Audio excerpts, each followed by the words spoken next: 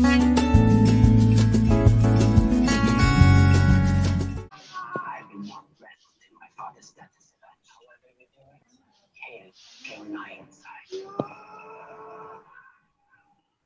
good morning to all of us. Good to see all of you this morning.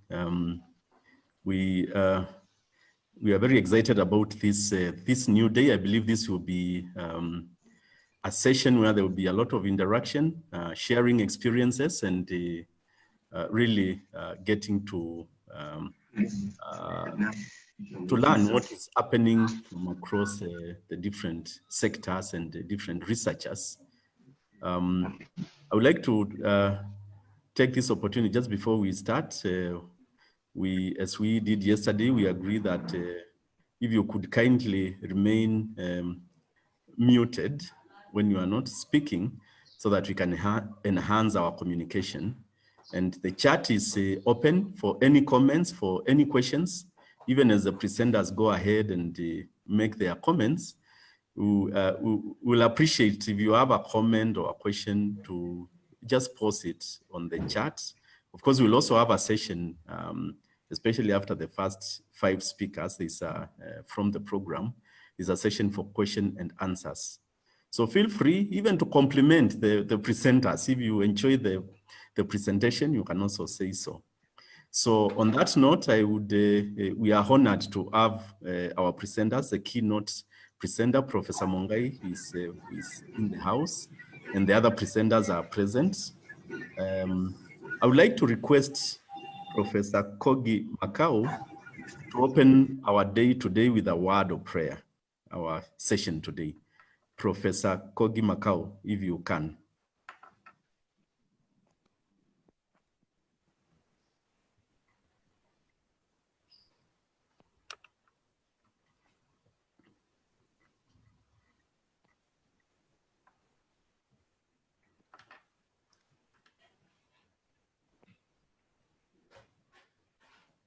Professor Kogi Makau.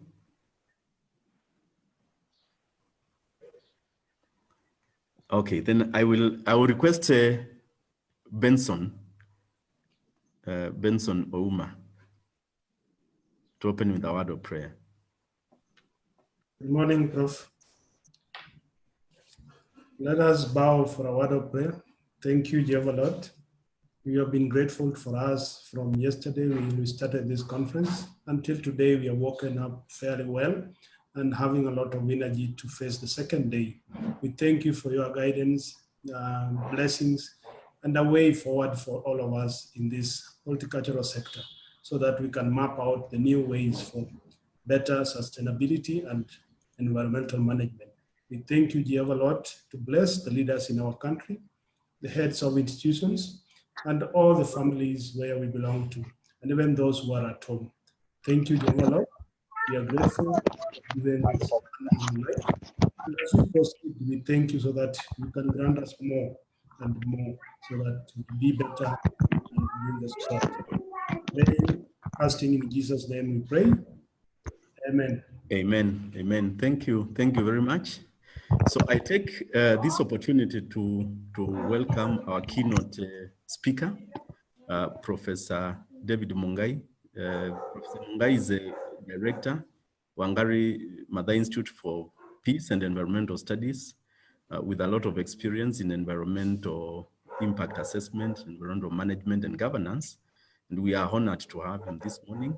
So, Prof, the floor is yours. You may share your screen. I'm informed that it is enabled, so just feel free, and you are welcome. Thank you very much, Professor Mudama. Let me see. Where is the share icon? The green, there's a green button at the bottom. Yes. Perfect. Okay. Sorry.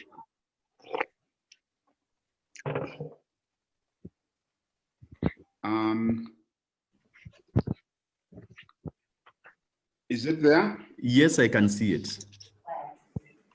Okay. I think there is an echo. Right. Listening to yesterday's opening, and I was able to follow a few other presentations. We have three key terms. We have SCP, Sustainable Consumption and Production. Then we had what the Kenya Bureau of Standards has been doing in the project, so the EMS, Environmental Management System. And this morning, I want to talk about the application of cleaner production in the horticultural processing subsector. And the idea is that there is a win-win that can come about because of the use of cleaner production techniques. Because the entrepreneurs are in business and they need to make profits, but also they are working in an environment that is governed or controlled by regulations, standards, etc. And so if the processors are able to make some profits out of what they do, and at the same time, they are able to safeguard the environment, that would be the desired, goal.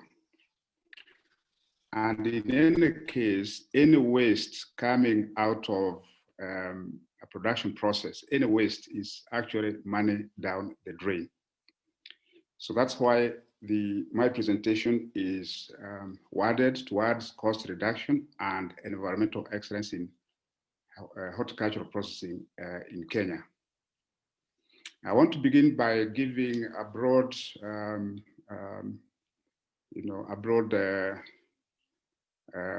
statement on the issues that face, first of all, the importance of the micro, small, and medium-sized enterprises in Kenya, not necessarily horticultural enterprises, all of them.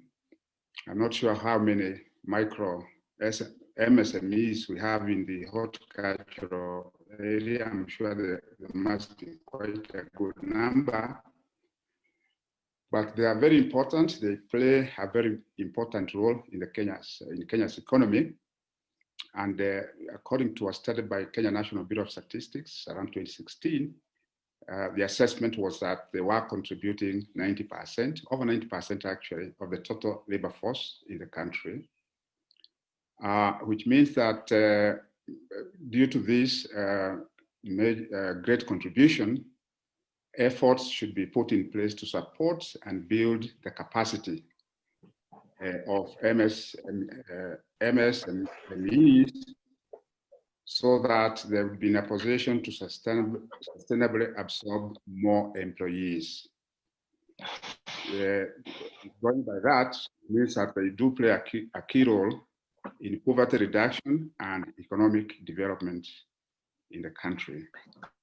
To a large extent, they are sources of innovation, competitiveness, goods and services, and entrepreneurial skills.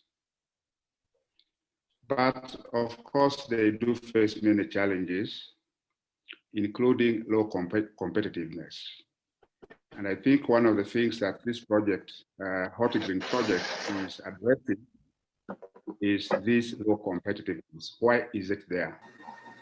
And I'm sure one of the answers is in those aspects that we had yesterday, and I think we shall hear some presentations by people who are working in the project on how this competitiveness can be enhanced.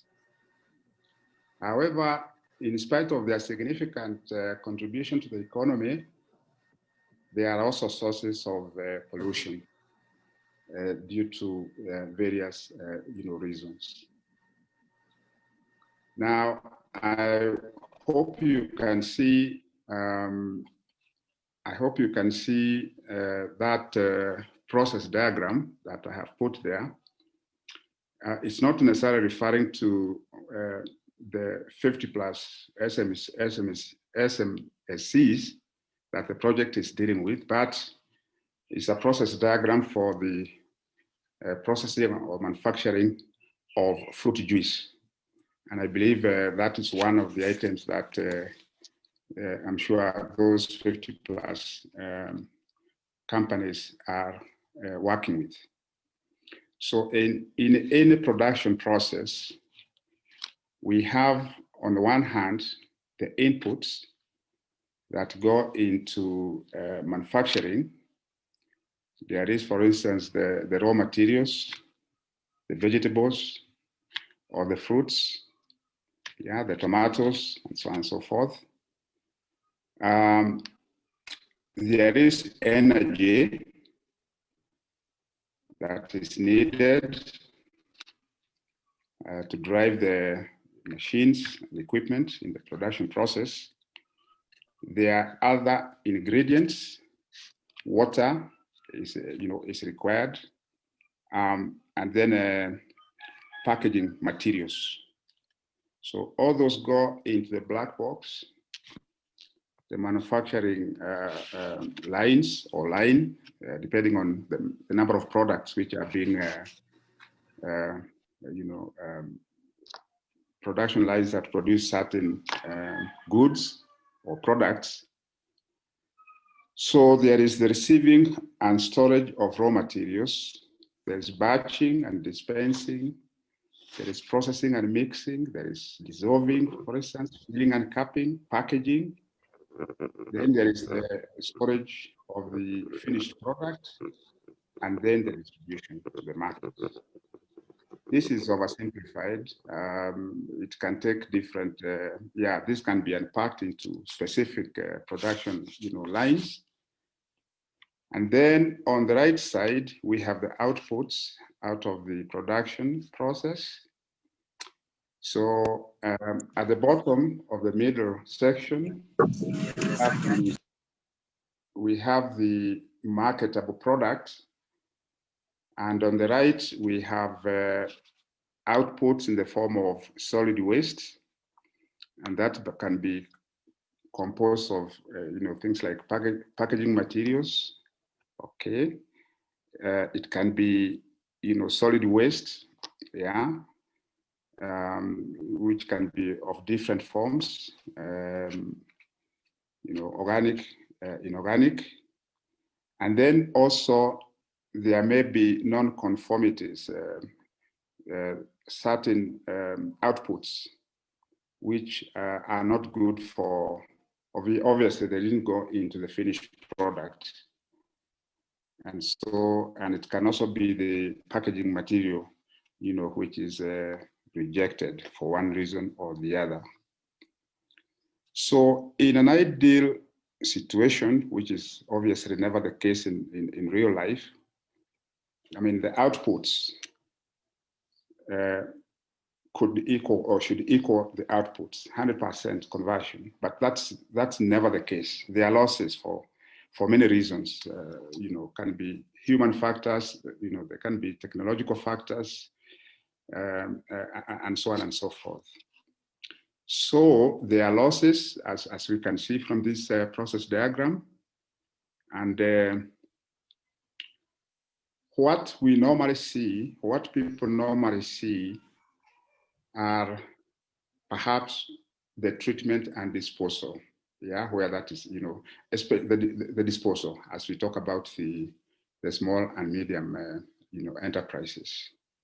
That's all that we see, but we never see or try to calculate or to assess the true cost of waste. Okay, and so that is likened to an iceberg where we see the tip, but there are a lot of issues underlying a given production system. So there is the loss of raw materials, yeah, because anything that does not go into the marketable product is a loss of raw material, and for which the entrepreneur has paid for. So how can we reduce the amount of raw materials from the horticultural processing stage. Then there are issues of liabilities, especially in relation to pollution, because we do have institutional framework, we do have legal framework, we do have standards, and we do have enforcement and compliance. Never mind how effective that may be, but definitely it is active. And so if an industry is putting effluents into the environment that do not meet the standards, there are legal consequences. And so, yes, liabilities, there is also the non-compliance with standards. There is the image of the company that it's not mindful, it's not doing much to make sure that no pollutants get into the environment. And there is also time spent by, say, the manager addressing issues of non-compliance. There is, natural resources. So if that is getting out as waste, we are not using the resources that are available efficiently for the benefit of the company to raise up the bottom line, but also for the environment and the public image, including, and we had this yesterday from Kenya Bureau of Standards, including the motivation of the employees who may be working in a particular facility. So I want to talk about the benefits of using cleaner production in horticultural processing. As I said at the beginning, SCP, cleaner production, and EMS, we are really talking the same language, be it maybe with different emphasis, but at the end of the day, we are talking about the same thing. And by definition, I give this in case there may be people who are not familiar with cleaner production. So I provided a definition that cleaner production is a continual application of an integrated environmental prevention strategy in processes, in products and services, with the aim of reducing risks for humans and the environment, and to increase a company's competitiveness and to guarantee economic viability. So this, you can see the win-win situation that I mentioned a little bit earlier. Now, defined that way, what are the benefits of cleaner production?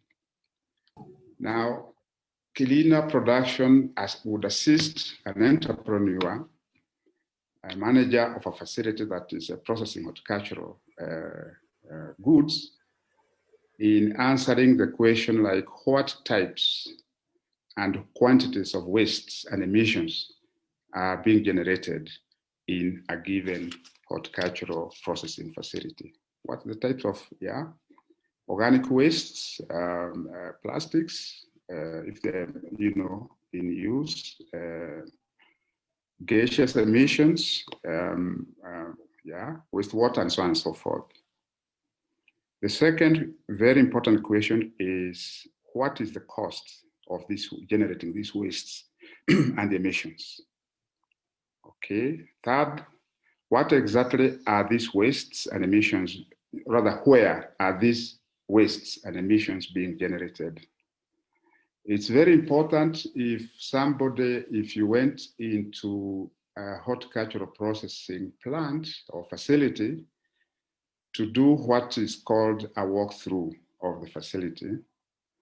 And as one walks through that facility, you're observing what is, if it is one or two or whatever number of production lines, you are observing at various stations the type and the amounts of waste which are being generated.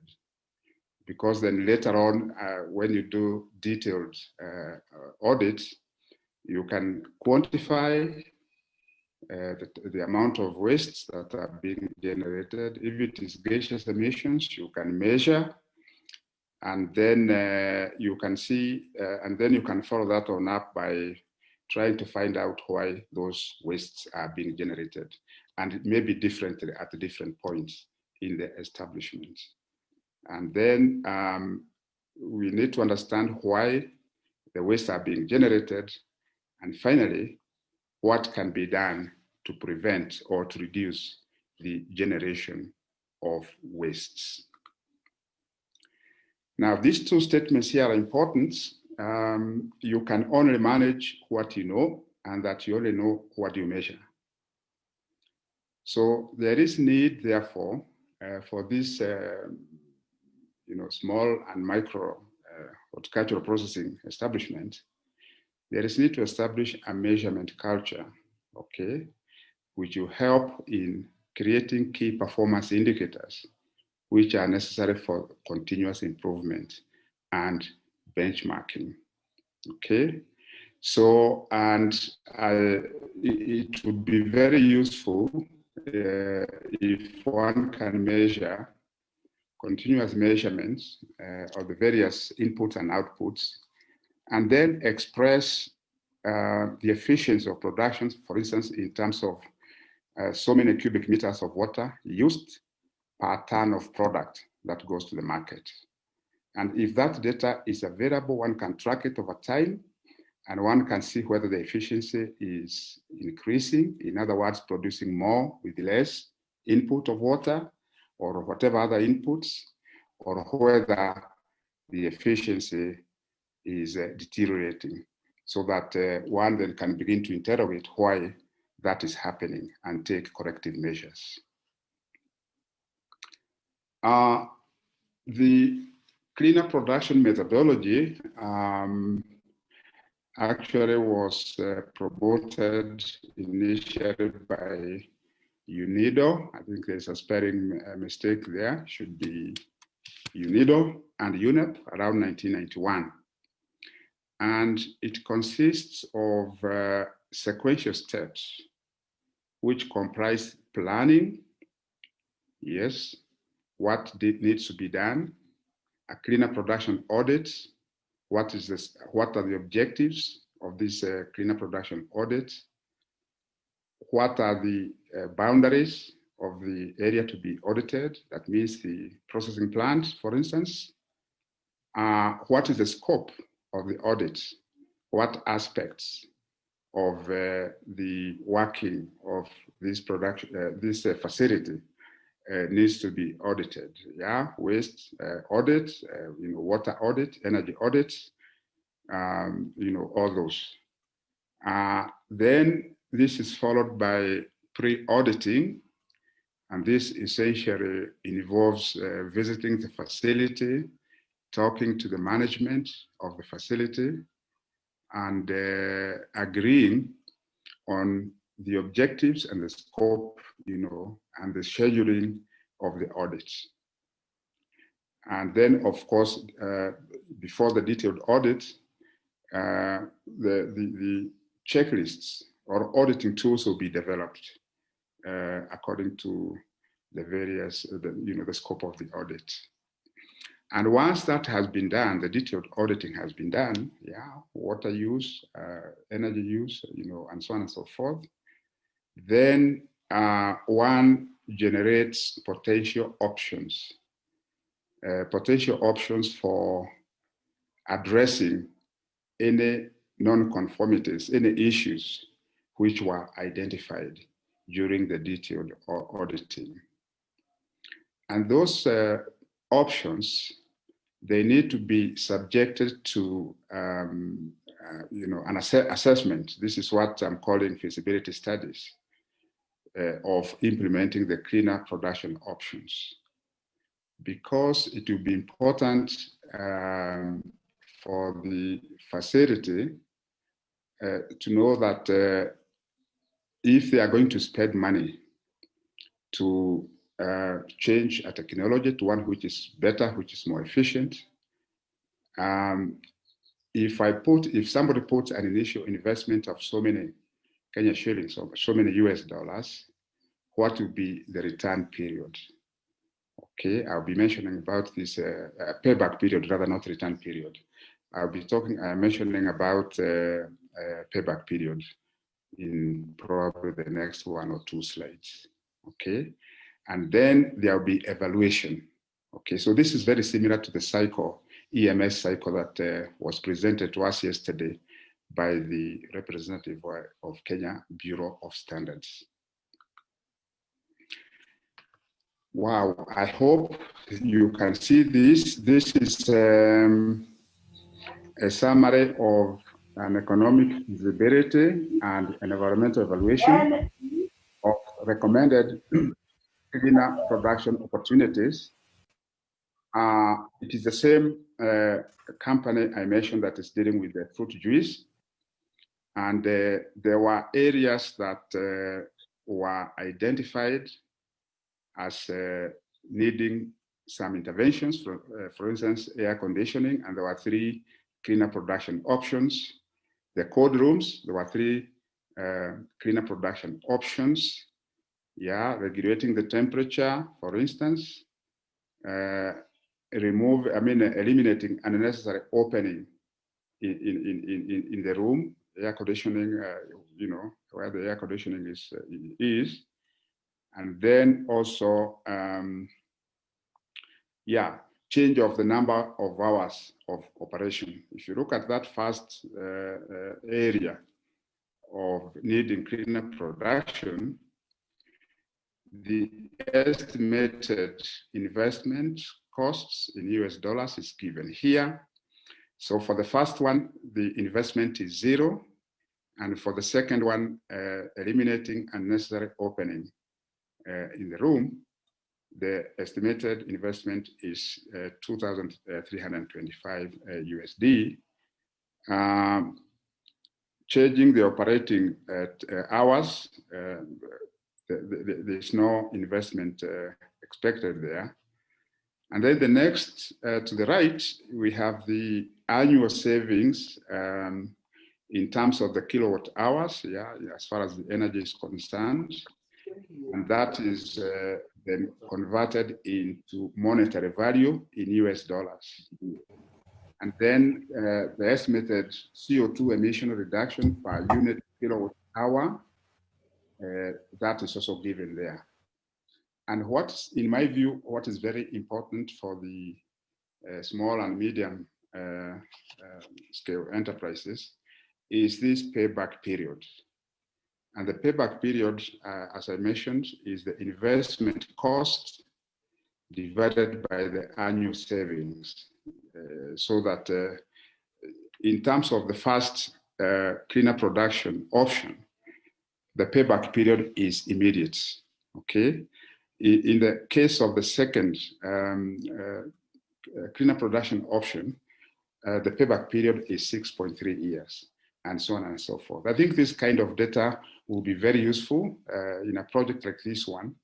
And I would, yes, I heard yesterday, I think there are plans to build the capacity of the people working in this horticultural processing Msmes, so that, yeah, because that capacity can also, you know, in many cases, it is limiting. So that continuous, I would even suggest that, you know, the project has something like a cleaner enterprise program or whatever name, but you know, building the capacity and measurement, as I said, is very, very important. Continuous measurement of various, you know, parameters.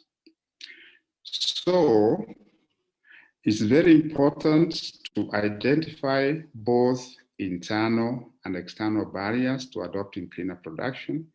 There are issues of finance. I've talked about capacity, which can be unpacked into, for instance, issues of, you know, finance, issues of, you know, training, and a couple of others. They should be identified and dealt with. Even staff motivation can be very important, you know, to look into. So cleaner production is is one way that the horticultural processing, small and medium enterprises can achieve the win-win situation. They improve the bottom line. They can borrow money, because they're making money. If they need to expand or to, change technology or whatever aspect of the production process. And on the other hand, they are also less polluting, which is good for humans and the environment, and which means that they are not getting into litigation, and they are not getting into fines by the authority that is responsible for enforcement and compliance of the environmental regulations. That's it. Thank you very much for your attention. Thank you very much, Professor Mungai, for the very informative and engaging presentation. I believe there will be comments and questions, especially during our session on Q&A. Thank you very much. I would like now to take this opportunity to call upon the next presenter. You're welcome. The next presenter is Dr. Bessie Kadhambi. Dr. Bessie Kadhambi, a lecturer at the Wangari Mada Institute for Peace and Environmental Studies. You are welcome, Dr. Kadhambi. Good morning, Prof. Thank you very much. I would like to share the screen. Please go ahead. I am informed that it is enabled. You'll be able to share the screen. Prof, can I share?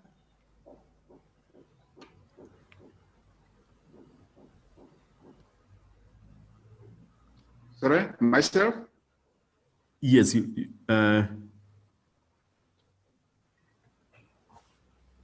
may want. Telling me new share, so I'm not sharing anymore. Eh? I think you're still sharing. Prof. Okay, wait. I agree. So now you've stopped. Yes, I've stopped. Okay, welcome, Dr. Kadhambi.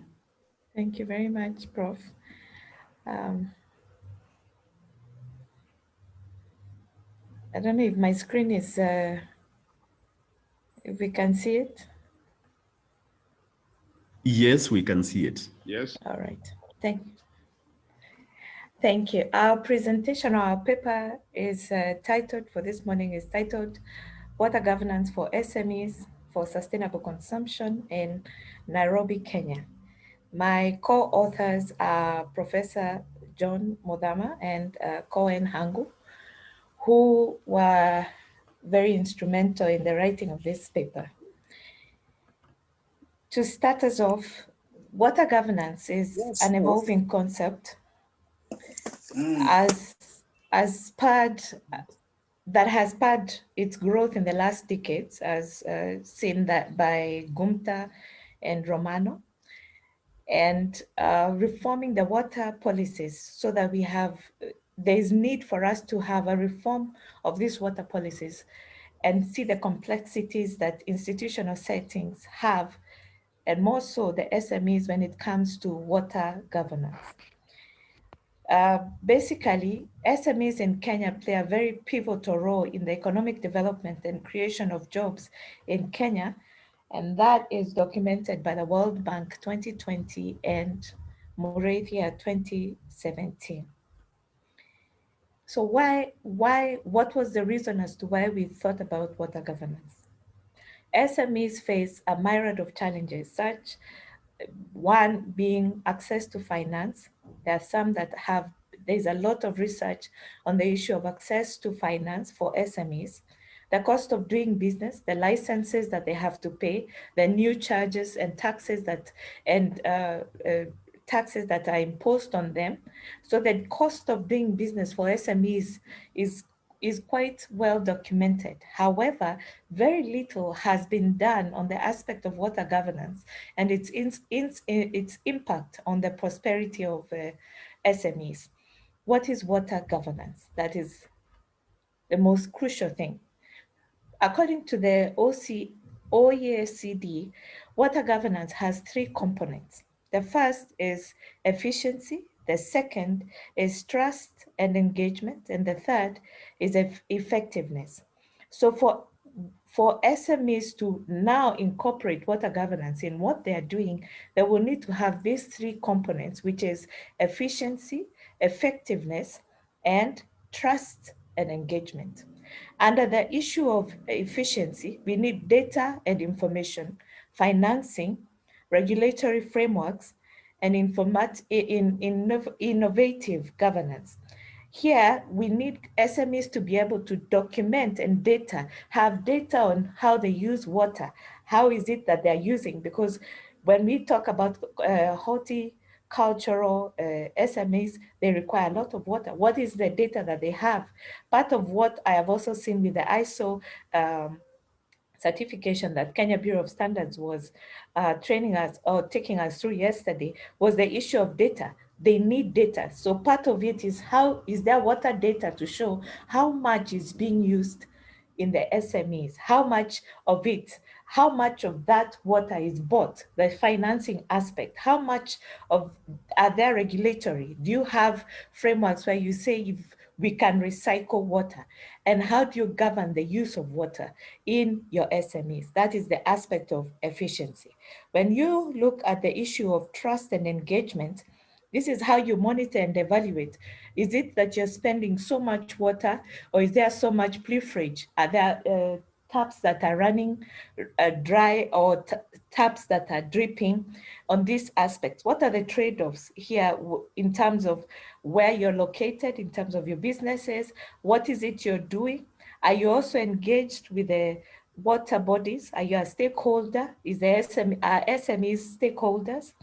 The issue of integrity and transparency. How do you transact when it comes to water issues? Effectiveness is that do we have clear roles and responsibility on who runs and manages the water within our premises, within our SMEs, so that we are not wasting water, we are saving on water, the effectiveness of the same. Then having appropriate scales within the basin system. This meaning that now when we are connected to this water, what is the scale? Do we use water in a large scale? Can we manage the scales that we are using? In terms of policy, do we have within our own SMEs policy where we are now talking about how we want to be using our water within that structure, within our business structure? And lastly, capacity. Are we enabled to have the capacity to know what is water efficiency, what are the water ethics that we can use within our business premises? This is what water governance by the Organization for Economic and Corporate Development proposed, so that water governance is built on this framework and it is enhanced within. So it can be applied also with the SMEs. Our study area was Nairobi and Nairobi County, being the fact that it's able to accommodate a number of SMEs, and what is done in the city is also replicated in the counties. We use an exploratory research design, which both employs qualitative and quantitative methods, a desktop review for which we took on lessons and best practices from different countries that have established water governance systems. And the data captured includes the role played by SMEs, institutional bodies that govern water, and organizations that have this water governance aspect in Kenya. The characteristics of SMEs. The first, we need to understand who are these SMEs. SMEs are mainly in the service industry, manufacturing, and agriculture. That is why today's conference focuses on that. How do we use sustainable consumption? There's use of labor intensiveness and technologies. They are willing to explore different technologies. There's a low-level skill requirement that is characteristic of SMEs. low organizational levels. They do not have too many ranks and portfolios, and therefore their operation is quite limited on certain issues of organizational structure and chart. They're also engaged in unregulated and competitive markets, and this helps them to be who they are, SMEs, small, medium enterprises. And they also have the challenge of limited forms of credit. Water governance in urban areas. SMEs thrive most in urban areas, and that's the reason as to why water governance becomes key. According to WASREP, which is mandated by the Kenyan Constitution to manage water in the country, we find that they say the water governance indicators include service standards, financial management, human resources, utility, oversight, supervision, information and control measures, and user consultation. The very principles that the OECD has put forth. What is it that we are, as the SMEs in urban centers, our service standards, when we get the ISO certification, our standards, are they incorporating how we govern the use of water, our resource management, our people, the people that work within these SMEs, are they able to manage water on the same and make sure that the water is utilized very well? What are the control measures? Are we using technology that can sense when we want to use water, how we are using water, how we regulate water? And this is what WASREP is talking about.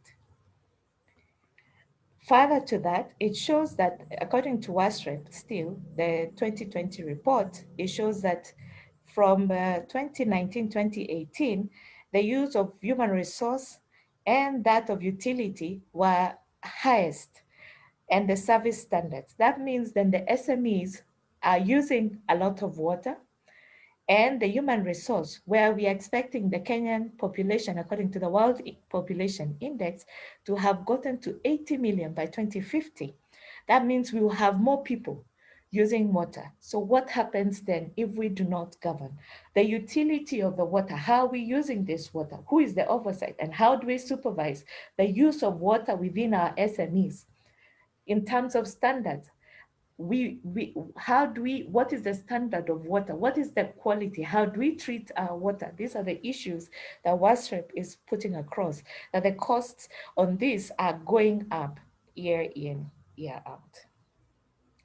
Factors also affecting water governance. First is the shortfalls in water supply, which has been projected by 25% water provider. There will be a shortfall in city water provision.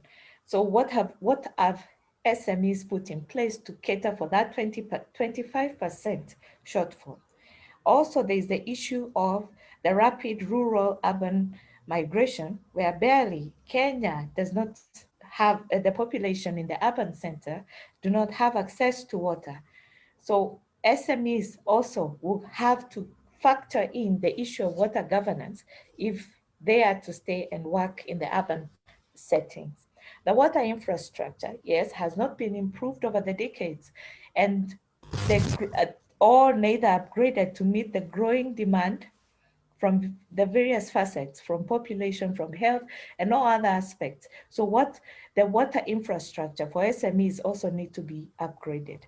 And reliable water supply to cater for the small majority who have direct connection. Most of the time, SMEs also have to incur cost to buy this water. So that unreliable supply by itself affects water governance within their SMEs. Then alternative measures to address these water shortages, such as water harvesting and water storage tanks, are still challenged by very high cost of purchase for SMEs.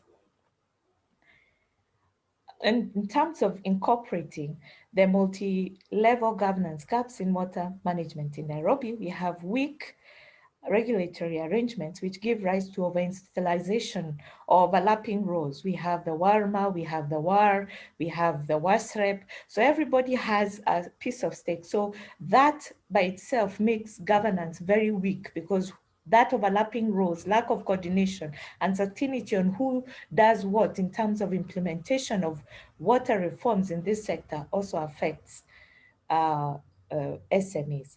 Then there's a vested interest and distinguished stakeholders. Where do they come in terms of transparency? Is there real transparency when it comes to water issues? Then there's water corruption.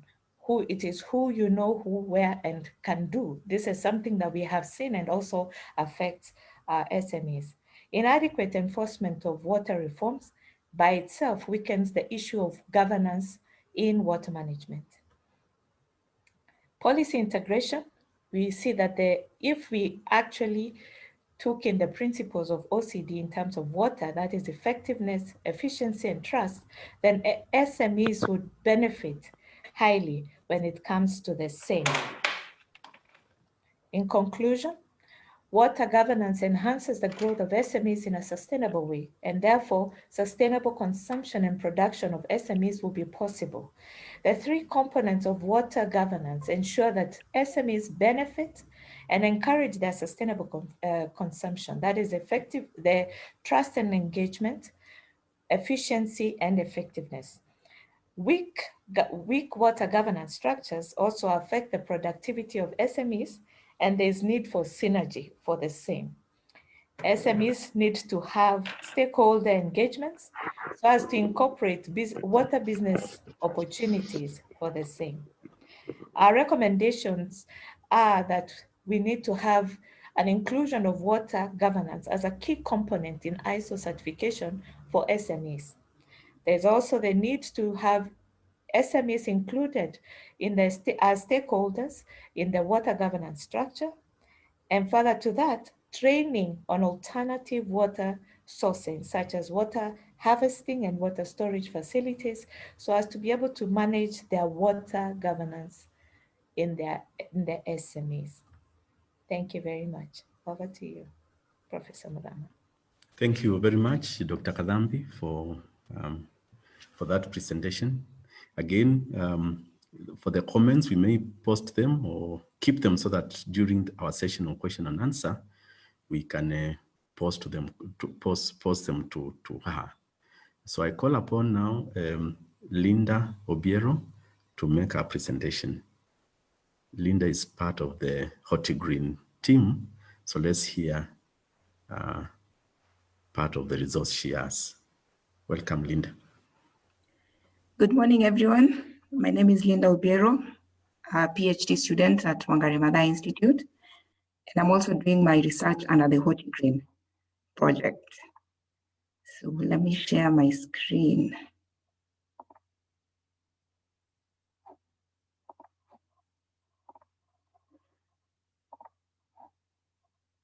So this work that I'm going to present is an extract from my PhD research, which is still ongoing. My research is a bit broad, so I just picked a small section that was relevant to this conference. So I'm presenting a paper, which is a review on energy and water use for processing by micro, small, and medium enterprises in Kenya. So food processing industry is energy and water intensive. So energy and water is a prerequisite for processing. 3.8 trillion cubic meters of water is used by human beings annually. And out of this, 70% is taken up by the agricultural sector worldwide, 20% is used for production, while only a meager 10% is left for domestic use. The food industry globally consumes approximately 200 exajoules of energy. This is approximately a third of the global energy supplies. The horticultural sector in Kenya is the biggest source of foreign exchange earnings within the horticultural sector is the biggest source of foreign exchange earnings within the agricultural sector after tea. So this shows that the horticulture sector is indeed a very important sector in the economy. And in 2019, Kenya produced horticultural produce, which was valued at about 145 million USD. MSMEs account for over 99% of the number of companies and 60% of employment globally. And about 2.5 to 4.5 million people are employed in the horticultural sector. And out of these, 80% are smallholder farmers who grow the fruits and vegetables. So production is predicted to increase by 25% between now and 2013. Hence, there's need for sustainable energy sourcing. An MSME is defined as an enterprise that employs between 1 to 250 people. This is according to the European Union definition. A third of the food produced for consumption is wasted or lost along the food chain. Hence, why MSMEs have gone into the processing of the horticultural products, which are highly perishable, and the processing helps in prolonging their shelf life. So this was a review paper. The methodology I used was a systematic review, whereby I was reviewing published and unpublished literature on energy and water use by horticultural processing MSMEs globally. So I came up with keywords which I used to conduct the search. And then after identification of relevant articles, I reviewed these articles, and this is what was included in the report. So energy used for processing of fruits and vegetables. Horticultural processing sector is a major consumer of resources like energy, water, and packaging materials, and it therefore faces a lot of pressure from national governments and global organizations to improve on the usage of resources. Energy, which is a prerequisite, like I stated earlier, is used for running machines, heating, cooling, as well as lighting purposes. 68% of the energy is consumed by the fuel-fired boilers and direct heating systems for processing and heating of spaces. 16% of the electrical energy is used by electric motors, 8% for electric heating, while 6% is consumed by refrigerators, and 2% by air compressors. So this shows how a lot of energy is needed in the production process. And then the heating processes are the most energy intensive unit operations, and they include dehydration, pasteurization, evaporation, and serialization. So there's a study that was conducted by Lada Sabur et al. In 2019, where the authors were looking at how energy is consumed in processing different types of food products, that is the fruits and vegetables. So the products which were looked at were crisps, French fries, starch, processed fruits and vegetable, ketchup, and then jams and marmalade. So from this research, it can be seen that the French fries take up the most amount of energy. 13.68 megajoules per kilogram of the product was taken up, or fuel was taken up to produce the crisps, while 1.48 megajoules per kilogram is now the amount of electricity that was used. And you can see that French fries is the biggest consumer of energy, and this is because of the high initial water content of the raw materials, which has to be dried until the desirable water content is attained. So jams and marmalades took up relatively lower amount of fuel and electricity. On to water used for processing of fruits and vegetables. Water is used in various unit operations and functions. For example, water is not only an ingredient, but it is also a preliminary cleaning source. And it's also used for transportation of raw materials, as well as in cleaning up of the processing plant.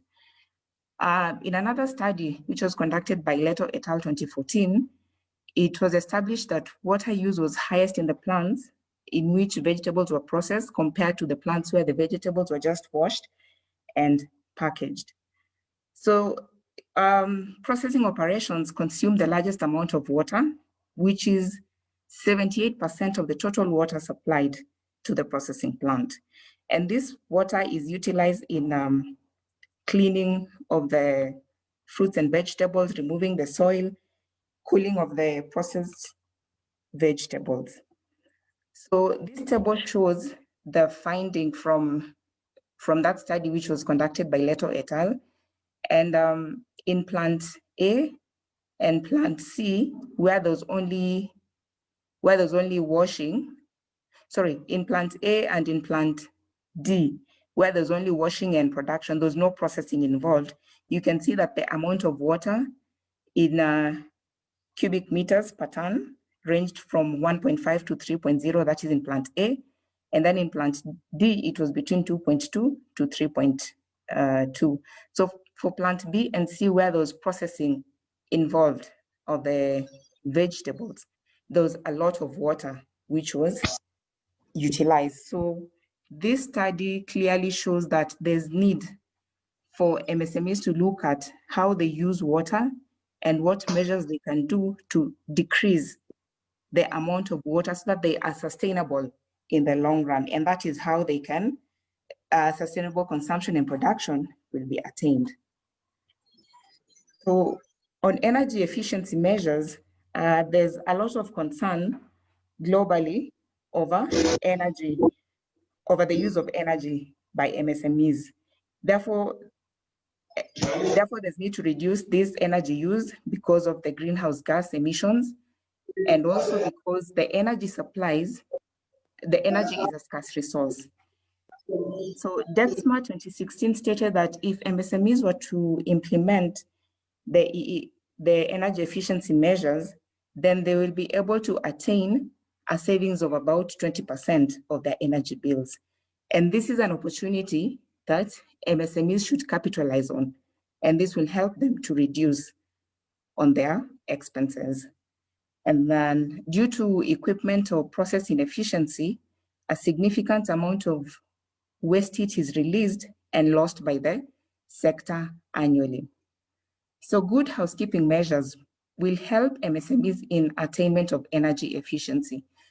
Good housekeeping measures, for example, entail regular servicing of equipment, switching off equipment when they are not in use. So these are simple practices which do not even need any investment that MSMEs can adopt, and this will help them in reducing. And according to Eurochambers 2010 and Smes et al. 2016, it stated that energy savings of about 10%, 20% can be attained when these simple and housekeeping measures are adopted. On water efficiency measures, from the previous discussion, it has emerged that water is an undervalued resource. We find that most time the organization or the employees, they lack the knowledge on how much water is being utilized and the amount of water that can be saved from using water efficiently. The feel out there is that the MSMEs look at their bills and they find that my monthly bill is about 1,000 shillings. So there's no need for them to undertake measures that will help them bring down their water bills further, or adopt now water efficiency measures in the long run, because they're just focused on the now, that the energy bill is manageable. So based on current economic growth rates, it has been estimated that demand for fresh water by 2030 will be 40% above current water supplies. So this shows that at some point, demand is going to outstrip supply. So if we don't do something now, then we run the risk of water scarcity, and this is going to hamper production. Water reduction measures range from practicing good housekeeping measures, and again here the good housekeeping measures entail fixing leakages. You know, when the taps are not in use, turning them off, use of efficient equipment, regular service and maintenance of equipment so they are able to perform optimally and reduce on water usage. So despite MSME's significance in the economy, they haven't gotten a great deal of consideration in the energy policy activities of most countries. MSMEs are widely acknowledged as difficult for energy policy, and this is because of their diverse nature. MSMEs operate in virtually all sectors and property type. So there are those licensed and unlicensed MSMEs. And you find that in Kenya, there are roughly about 1.56 million MSMEs. This is according to the survey that was done by the Kenya National Bureau of Standards in 2016. And out of this 1.56, there's a further 5.85 million MSMEs which are unlicensed. So this shows that it's very hard for the government to regulate MSMEs, to follow them up on, find out how they're using energy and how measures can be adopted that are going to reduce on energy uses so that the energy is used sustainably, and in the long run, there's sustainable consumption and production. And MSMEs now are also able to attain sustainability. So energy usage of MSMEs isn't understood well. Evidence on why, how much and where it's used is insufficient. A lot of research still needs to be done on the usage of MSMEs so that it can help in informing policy. So in some of the articles I reviewed, I found that there are selected countries in the European Union which have used an investment subsidy so that they can encourage MSMEs to adopt investment in the energy technology that will help them reduce on their energy usage. So in Kenya, we have the Energy Act of 2019, which overall controls the use of energy, provides guidelines on how energy should be used and all that. And this Energy Act also has a provision for, it promotes the use of renewable energy. So the solution to energy use efficiency in this country lies in the adoption of green energy. Yes, there are people who are using, there are MSMEs which have started using the green energy, for example, like solar energy, but this is not enough. This needs to be upscaled to a bigger percentage so that we get to a point where at least 80% of MSMEs are using the green energy. Then also in terms of water, the literature reviewed shows that appropriate management of water in the fruits and vegetable industry is largely dependent on economic investments as governed by the law. So take, for instance, in Botswana, the government has implemented policies such as Botswana National Water Policy to promote equity, sustainability, and the efficient use of water as a crucial resource. So we can see that such policies are working for other countries globally. So this is something that can also be adopted in Kenya so that we can also use water and energy sustainably, because these are really scarce resources. In conclusion, I'd like to acknowledge the Horti-Green project for funding my PhD research work, and also wish to thank my supervisors for their continued support and guidance. Thank you for listening. Thank you very much, Linda, for that very informative presentation also. I now call upon Dr. Ben Akala. You may say something about yourself as you make the presentation. Welcome, Dr. Akala.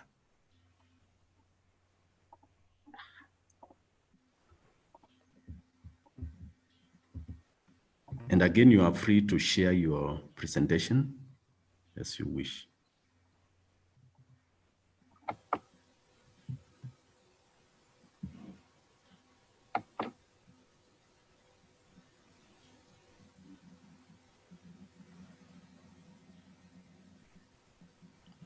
Dr. Akala.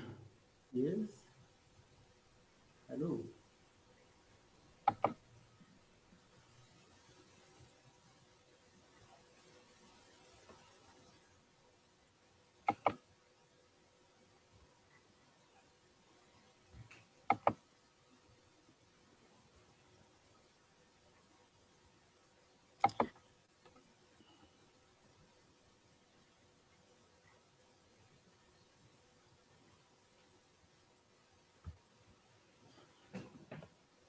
Hello? Yes, we can see the presentation, but the voice, at least from my end, I'm not hearing you. I don't know why. Now it's getting closer. Maybe probably the mic or something. You get closer to where your microphone, depending on the tool you are using, the gadget.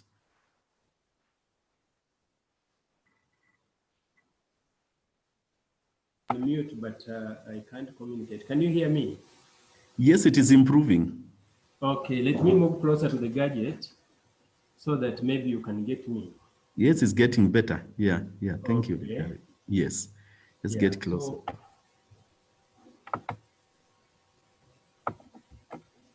A minute, the gadget seems to be problematic. Okay, I hope you can see what is going on my screen. Yes, we can see it. Yes, I'm Dr. Ben Akala. I'm a lecturer at Maseno University. I'm an environmental economist. I have to present a paper on cost-effective banana waste management and the welfare of the banana farmers in Kenya.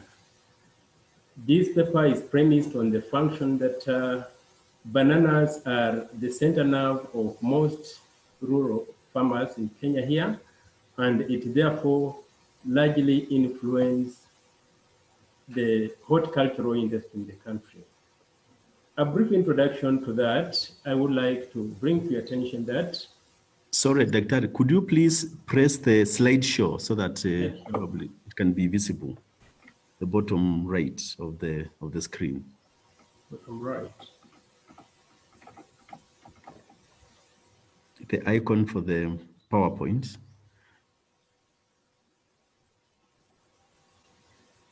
I don't know why it's not responding.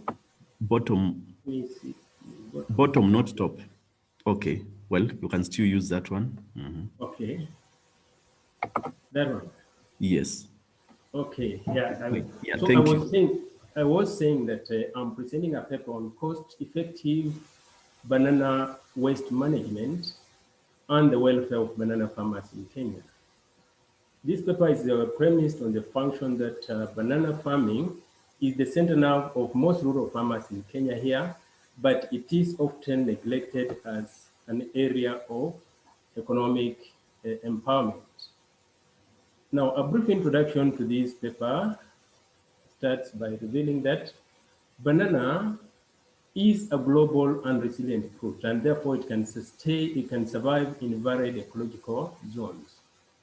Globally, banana is produced in India, China, Nigeria, Uganda, Kenya, and even several other counties in Kenya, including Meru, Kisii, and so forth. And it is a common food in Kenya, but it is even a staple food in Uganda, demonstrating that there is a very high demand of banana in Kenya, and that accounts for the massive production of the banana.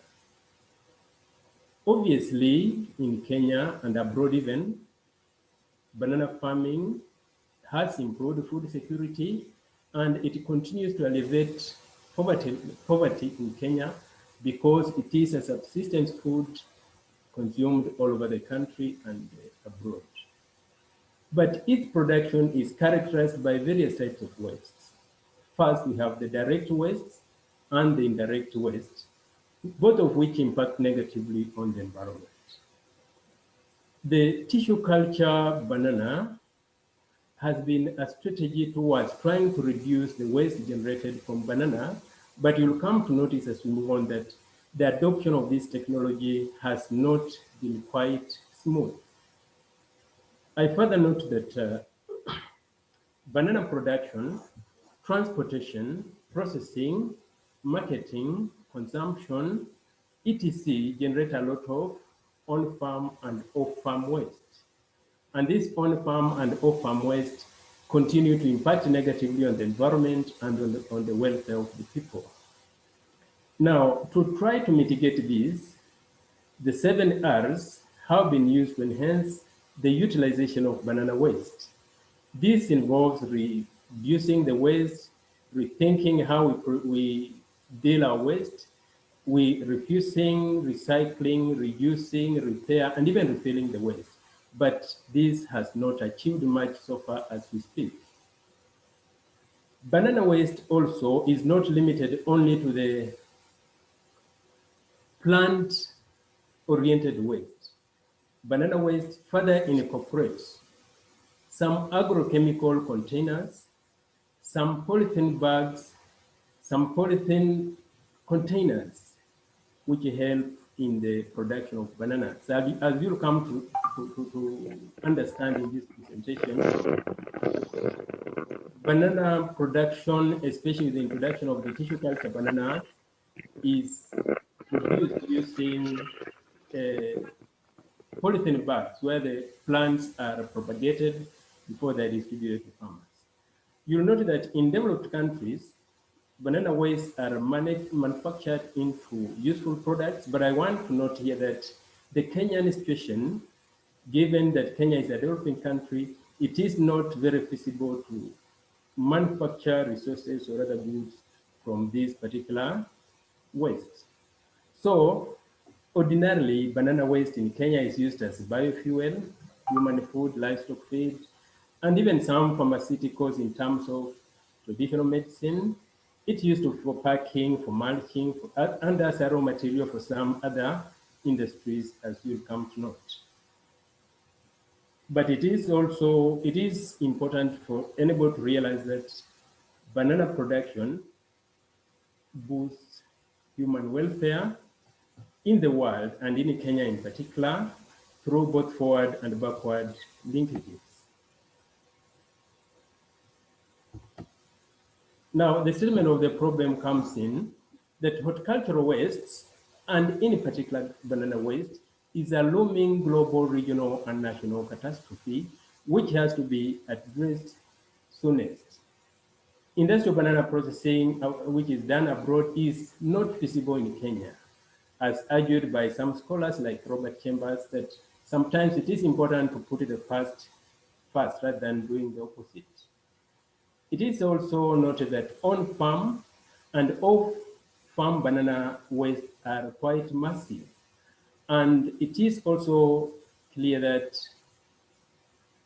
the high banana to waste ratio, here I mean that when you peel the banana itself and you weigh it against the massive plant and even the entire banana plant, you find that the ratio is very, the waste is so high and the fruit is very low. So this culminates to high quantities of waste, which calls for sustainable sustainable banana waste management. So it is suggested that we should, for us to achieve a sustainable banana waste management, we should incorporate cost-effective strategies, and these cost-effective strategies are domesticated in the 7 R's, which I mentioned earlier. But unfortunately, as at today, the on-farm and off-farm banana waste quantities generated are quite high and remain unknown. The utilization technologies of banana waste are also not very much operational. And above all, banana waste sustainable management is embedded with the serious challenges of management. And all these kind of arguments I've talked about the quantities of the banana waste, the utilization technologies, the challenges that are loosely entrenched in the horticultural industry, something which should be addressed in the meantime. So the methodology of this study was that it was guided by the 7 R's and the 4 R's, where the 4 S's, where the 4 S's means screening. So we screened and weighed what we were doing, the banana waste. Then tracking the samples, we found that in the process of production of banana waste, you have to track waste from the farm to the consumer. And then, so after that, we did some kind of sustainable management, which was tailored along with the FAO 2014 methodology. The methodology adopted a cross-sectional research design, and 150 banana farmers were purposely sampled from the Lake Victoria region economic block. Each farmer donated and uprooted a mature banana, which I term as a dual-purpose banana. And that dual-purpose here means these are bananas which are used for both cooking, that is eating as a snack, as well as ripening. The type of banana waste were all cut and weighed separately after the fruit was harvested. Then the fruit was longitudinally dehandled, that is removed from the bunch into halves. The first half was peeled and measured, both the plant, the banana itself, the peeled banana measured separately and the peelings, and the other half was ripened and then also peeled, and both the banana and the respective waste also weighed. After that, a total weight of the real banana fruit, both the peeled banana and the raw banana, were weighed on one side, and the peelings from the raw banana and the peelings from the ripe banana also weighed. This was meant to get the net weight of the fruit, which is eventually consumed by a person, because ordinarily it is considered that the whole bunch is taken to the market as a fruit. But what this sensitivity analysis was trying to do was to filter out the real fruit, which is finally consumed by the end user, and screen out all the waste, because we were trying to do some kind of auditing or other counting of the total waste. After that, the total waste from the peelings were added to the other waste running from the stem, the comb, the bell, etc. But at that particular point, it was noted that we had also indirect waste, which was in terms of agrochemical containers, and the polythenes were also traced. Then an aggregate of banana waste was computed for both on-farm and off-farm. You'll notice that some of this waste is found on the farm, but the rest leaks down through the transport system, the processing system, up to even the consumption point. So finally, banana waste management challenges were also established from the banana supply chain, and also secondary sources complemented the primary data. As you will see, I've made citations from some other authors here and there.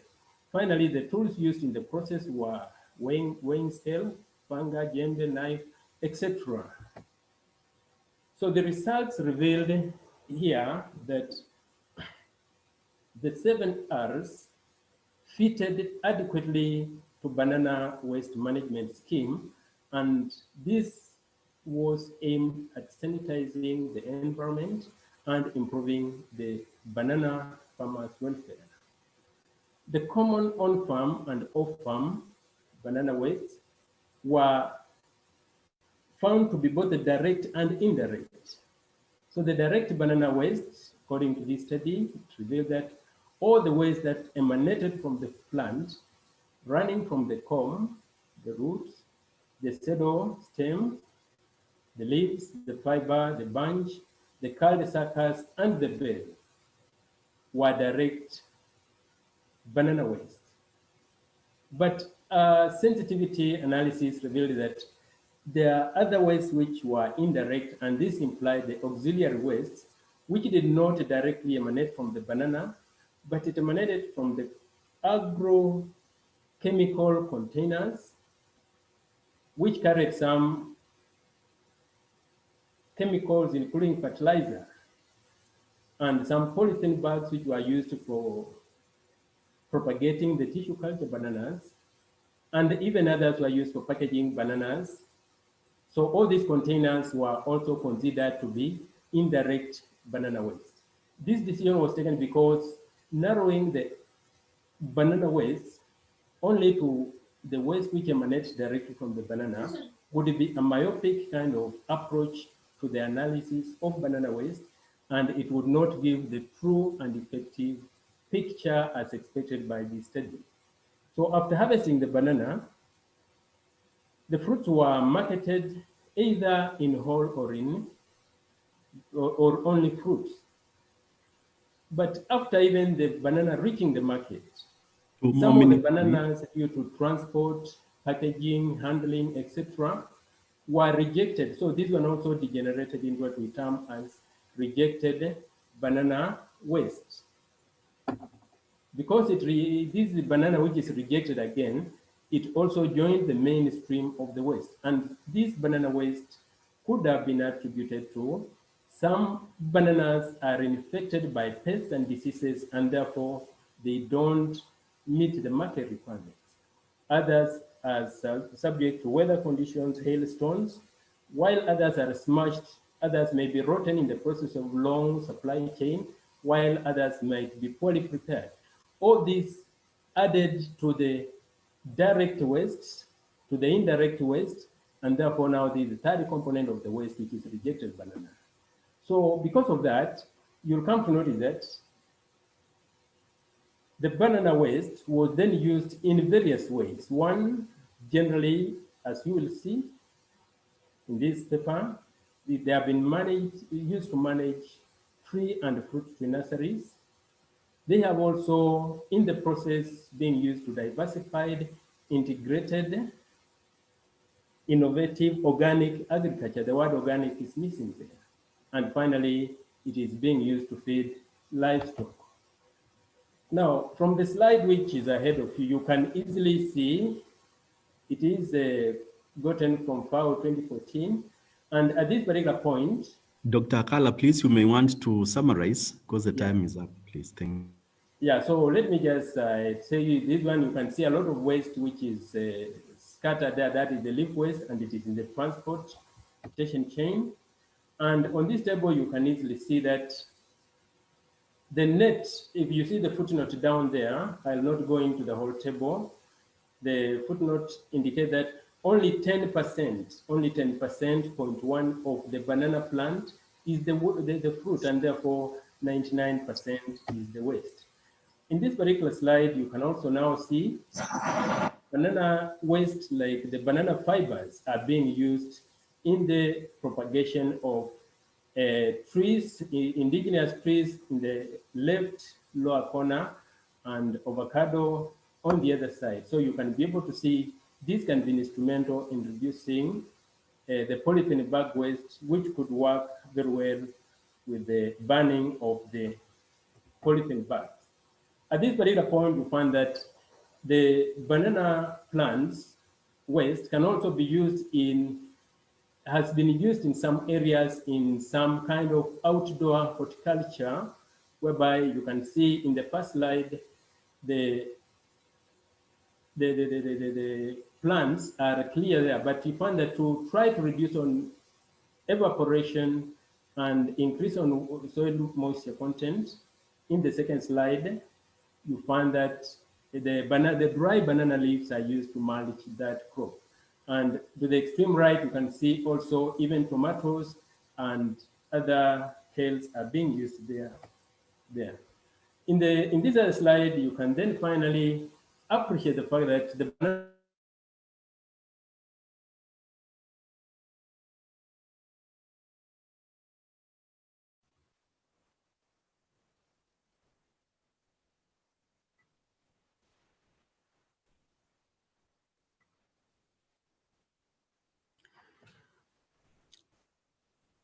Dr. Akala, I think something has happened. The connectivity has gone off.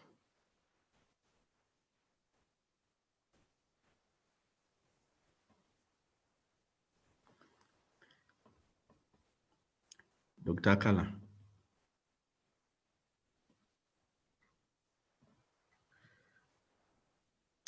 Yeah, unfortunately, he's off.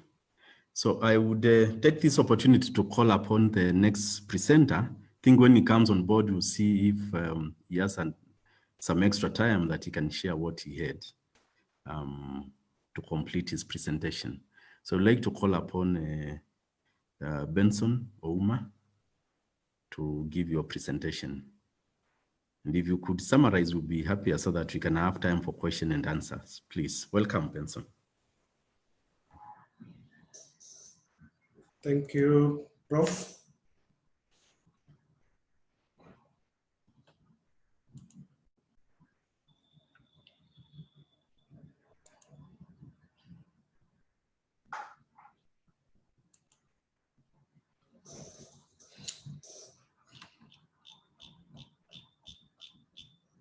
Good morning, everyone.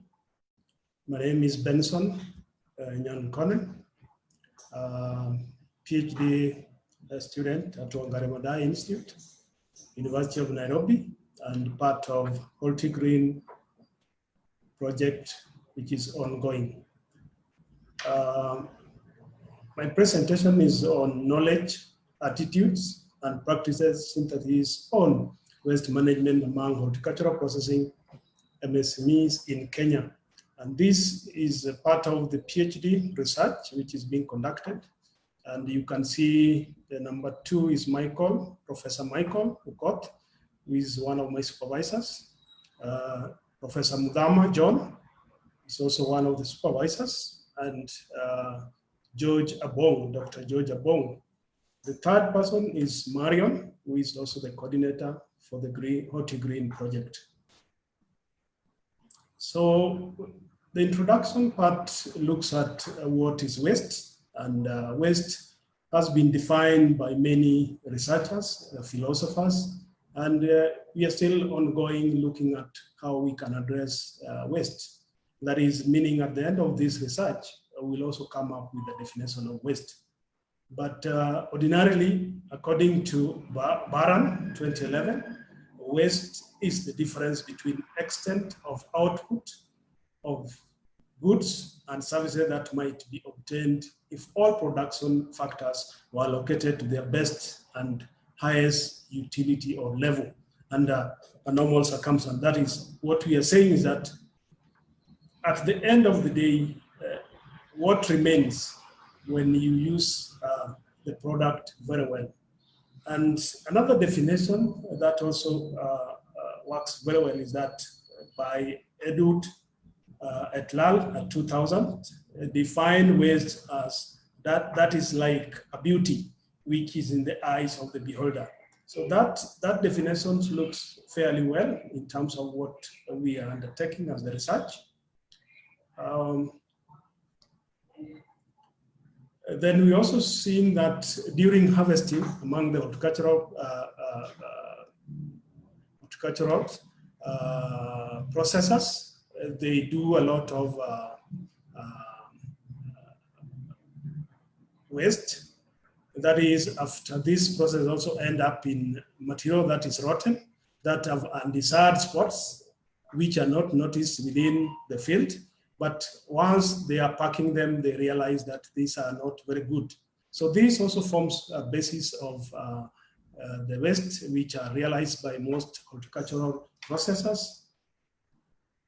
And we are seeing that the world is becoming more urbanized and developed with population, and that rapid increase annually also result in a lot of consumption levels, which are reaching very historical heights that need to also take care of waste. And this is done by Bessa, Kadir et al. 2016.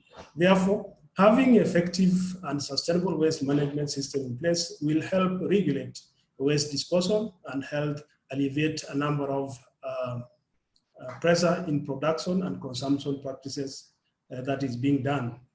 This is also articulated or postulated by Narayan 2016. Therefore, this requires an effective integrated solid waste management system among these processors. Now, if you look at the hierarchy, which I've just put up there, of integrated solid waste management, this is something that if adapted or practiced by most horticultural processors, works very well. And at the top there, we see the most preferred, that is waste reduction, minimization, reuse, recycling, compositing, treatment of waste, and finally disposal. So meaning if you look at the way it is done, that disposal is the least and waste reduction is at the top.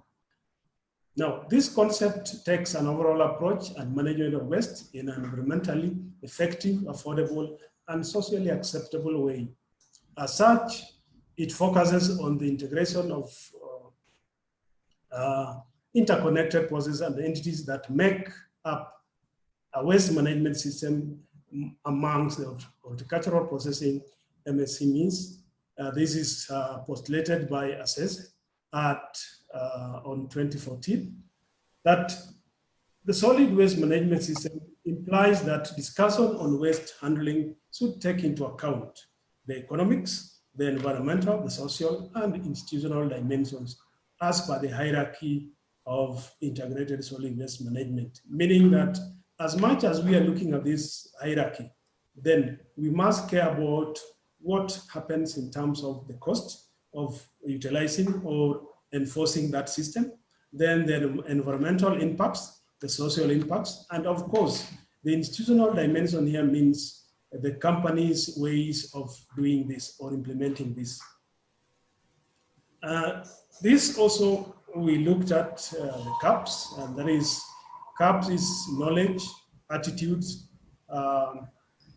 practices which are being undertaken by these processors. And we realize that the major constant seen through the developing world is the lack of education and awareness on effective waste management practices. And this is also echoed by Bolana in 2010.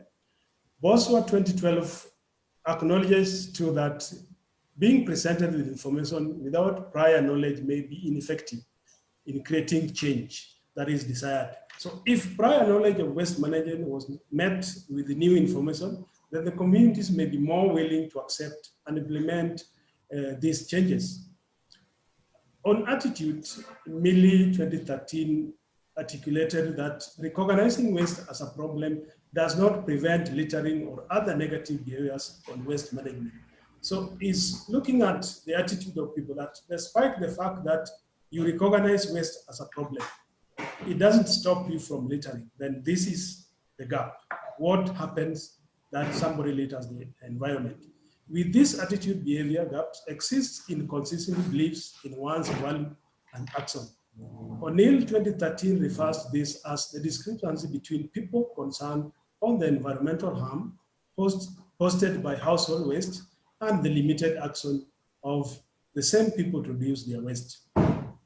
Now, this we anchored on behavioral change model, which Hungerford and Volk in 1990 did a research and in concurrence with what is happening. So meaning that if you have knowledge, it is not enough. There must be awareness or attitude change towards the envisioned action that you will perform thereafter, acquiring that change of attitude. So this is something that has been viewed as a best way to caution, to look at the knowledge which somebody has towards awareness and then taking the relevant action. In data and methodology, the sampling, the study employed the use of structured questionnaires as instrument for data collection, facilitating descriptive statistical analysis such as mean, range, frequency, distribution, and percentages. Yeah. So this is an ongoing research, as I've said, it's part of the research we are doing. And because we have offered or we have done capacity building to these SMEs, now we wanted to evaluate how they have taken this up, the training on waste management. So the research adopted descriptive survey where a target population of those who have been trained 34 and driven or derived from Nairobi, Central and Western Union, were to be evaluated to see the uptake of the training we have given them. And this, as I said, resulted to the following. Now, on education level and period in business. Among the respondents, 64.6% indicated that they had undertaken college diploma and undergraduate degree courses to certification, while 22.6%, 9.7% had master degree and secondary level qualification respectively. So if you look at this, then the result is telling us that these people are doing processing, but they have prior knowledge, meaning they have undergone certain trainings in their respective areas or domains of qualification. Then the result further showed that most of the agricultural processes business were started between 1 to 3 years ago. That is of about 41.9. Then 38 were above 60 years. Then 16.1 and 3.2 accounted for 4 to 6 years below 1 year respect. Now, that tells us that a number of the majority of the horticultural processors have been in the business not more than 4 years. That is what we are getting from the result, which is something a good indicator. Then on influence of knowledge on waste management among these processors, the regression analysis results of the influence indicated no significant relationship with a p-value of 0.06, which is higher than 0.5 level of significance. The beta coefficient of knowledge on waste management indicated also 0.097 with a T of 0.526. This response knowledge does not affect management efforts among the MSMEs. So there we are seeing a negative correlation between knowledge they have and the ways of maintaining waste management within their processing entities. On attitude, the result indicated the regression analysis. You have two minutes, thank you. Showed that there was significant relationship or influence between attitude and practice with a p-value of 0.00 on waste management among the processors. This was quite good because even the beta coefficient figure on attitude on waste management was 0.628 and a T of 4.349, which is at a high level, meaning there is a correlation. So in actions, one's intention is toward the action, objective norms. And this is anchored in the theory of planned behavior as postulated by Hagen, 1991. The results also indicated that reduce, minimize, reuse are the majority, are the outstanding practices at 52, 45, and 32%. That is also concurring with the integrated solid waste management system as postulated by EPA.Government 2015. And that is what we have shown there in the regression analysis, what I've just indicated. Then now under discussion, I think this also concurs with the theory of behavior model, which I've said by Hungerford and Rock, 1919, that the model provides the base for considering possible relationship between environmental knowledge, environmental awareness, and how these can translate into action or inaction. That is what we are saying. A good knowledge of environmental variables may not necessarily imply good and sustainable behavioral change. That is quite, so in this context, knowledge is important to waste management among the horticultural processing, medium and small micro enterprises. That is training them to understand the indiscriminate disposal of waste, that the environment and better management alongside human health. We empower them to act responsibly as equal to Kadir et al. 2015. And we are saying in conclusion that the research papers demonstrated that attitudes, practices, and the agricultural processing medium and small micro enterprises are significantly correlated to waste management while knowledge is not. This is also affirmed the concurrence with the previous studies conducted by Jones, Donham, Franson, and Garling 2013. Therefore, effective environmental management requires a tailor-made awareness of the impact of waste in terms of training. Our recommendation for effective waste and environmental management among the horticultural processing medium and small micro enterprises. They require, number one, tailor-made awareness capacity building on impact of waste on the environment. Two, there is need to implement strategic approach to good and ISWMS policies and enhance waste management. The micro and small and medium enterprises require continuous capacity building on sustainable practices, thereby promoting effective and efficient waste management. The county leaders need to offer incentive towards sustainable SCP that is anchored in SDG number 12 in order to motivate these processes while maintaining equilibrium in production. Behavior change and waste preventive policy must be designed with convenience mind, support the requirements of today's household and business entity better outcomes. Public-private partnerships as envisioned by SDGs need to be strengthened for better deliverable of projects.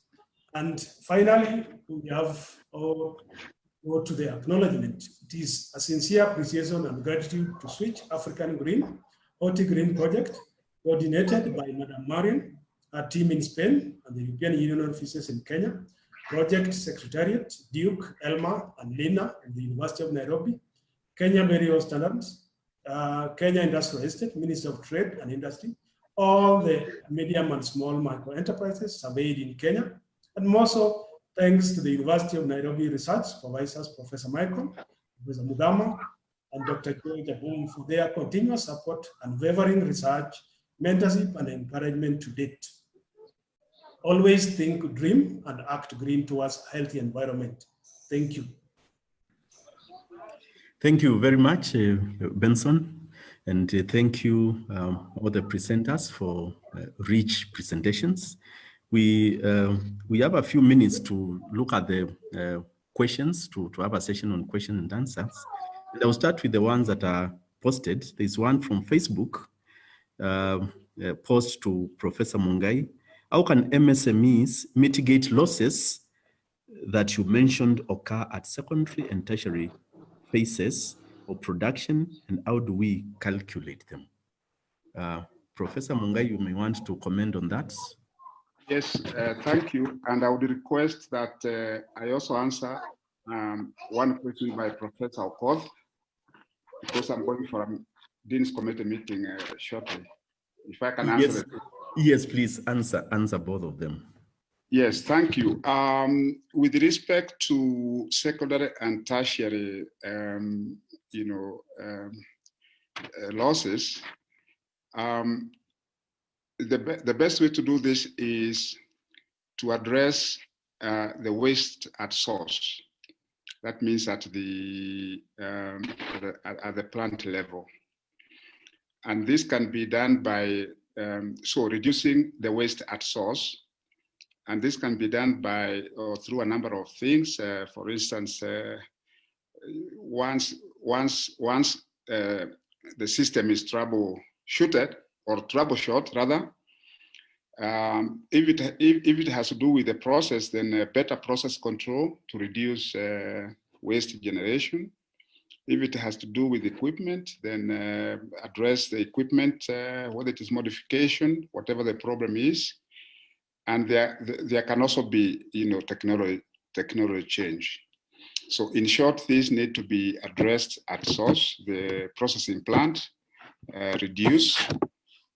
And this brings back, somebody talked about 7 R's, but let me talk about the 3 where we began: reduce, reuse, and recycle. The issue of measurement is very important, because then one can also do material balance. I think I mentioned this during my presentation, and try to see the trend, the amount, and even the trend of waste generation. So that, I feel that can be addressed that way. And in terms of measurement, again, this is being done.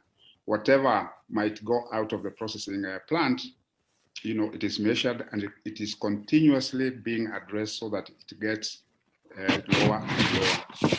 Yeah, material balance is a very interesting and powerful tool for industry. with respect to the question by Professor Okoth, whether sustainable consumption and production has succeeded, cleaner production, I would say no, because we even have a national, the Kenya National Cleaner Production Center in industrial area. It is still there. The name is still Kenya National Cleaner Production Center. Those are UN. They were established by UNIDO and UNEP. But the difference, I think, is that SCP appears to me broader, right? And cleaner production is mainly addressing industry solutions with respect to pollution and energy efficiency, issues like chemical safety and management, and the resource use efficiency. Of course, some of those are also being addressed by SCP, sustainable consumption and production. But in my view, SCP is holistic and it's about systems change. And that is doing less, doing more with less. And one of the key aims of SCP is to decouple economic growth from environmental degradation. Again, there are similarities. Increasing resource use efficiency, just like with the cleaner production, and promoting sustainable lifestyles. I think that is a difference, Professor Okoth. There is a huge overlap, but nonetheless, the SCP is holistic. It covers, it's systemic rather. Thank you. I don't know whether I have satisfied the people who raised the two questions. Yeah, thank you. Thank you very much. I believe you have, and of course the discussion can continue. We are grateful again for for finding time to at least to join and share all these insightful thoughts that have come forth. Now, we may want to take a maximum of 1 or 2 questions because we are almost overshooting the time. In case there is something, I see a lot of compliments written on the chat, which is good, to different presenters. And we also want to join those who have written to really thank the presenters. Is there any question? Somebody would want to raise a question? You may raise your hand, or you can unmute and talk. Okay, Professor, I leave. Okay, thank you, Professor Mungai, once more. Yeah, you may leave at pleasure. Okay, thank you. So, in the absence of any question or comments, then I would like us to shorten our break. We could, if it is okay with us, we could take 5 minutes break so that we come back at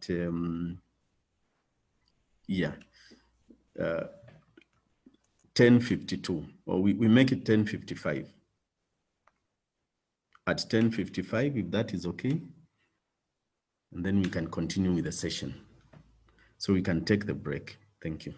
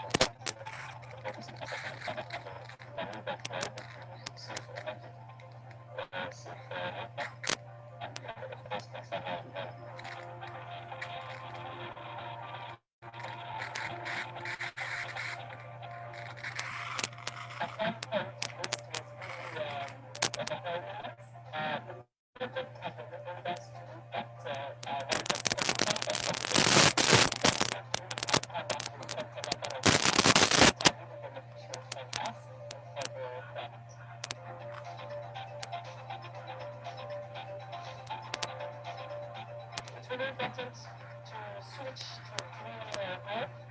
And include this, we are trying to give knowledge and tools to the lessons in order to seize this opportunities.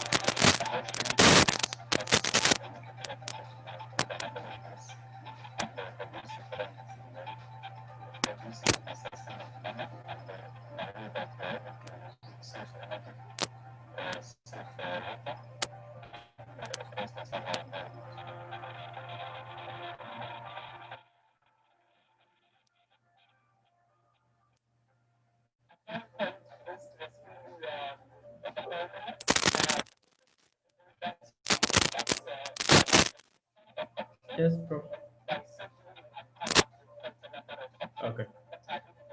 Sawa sawa.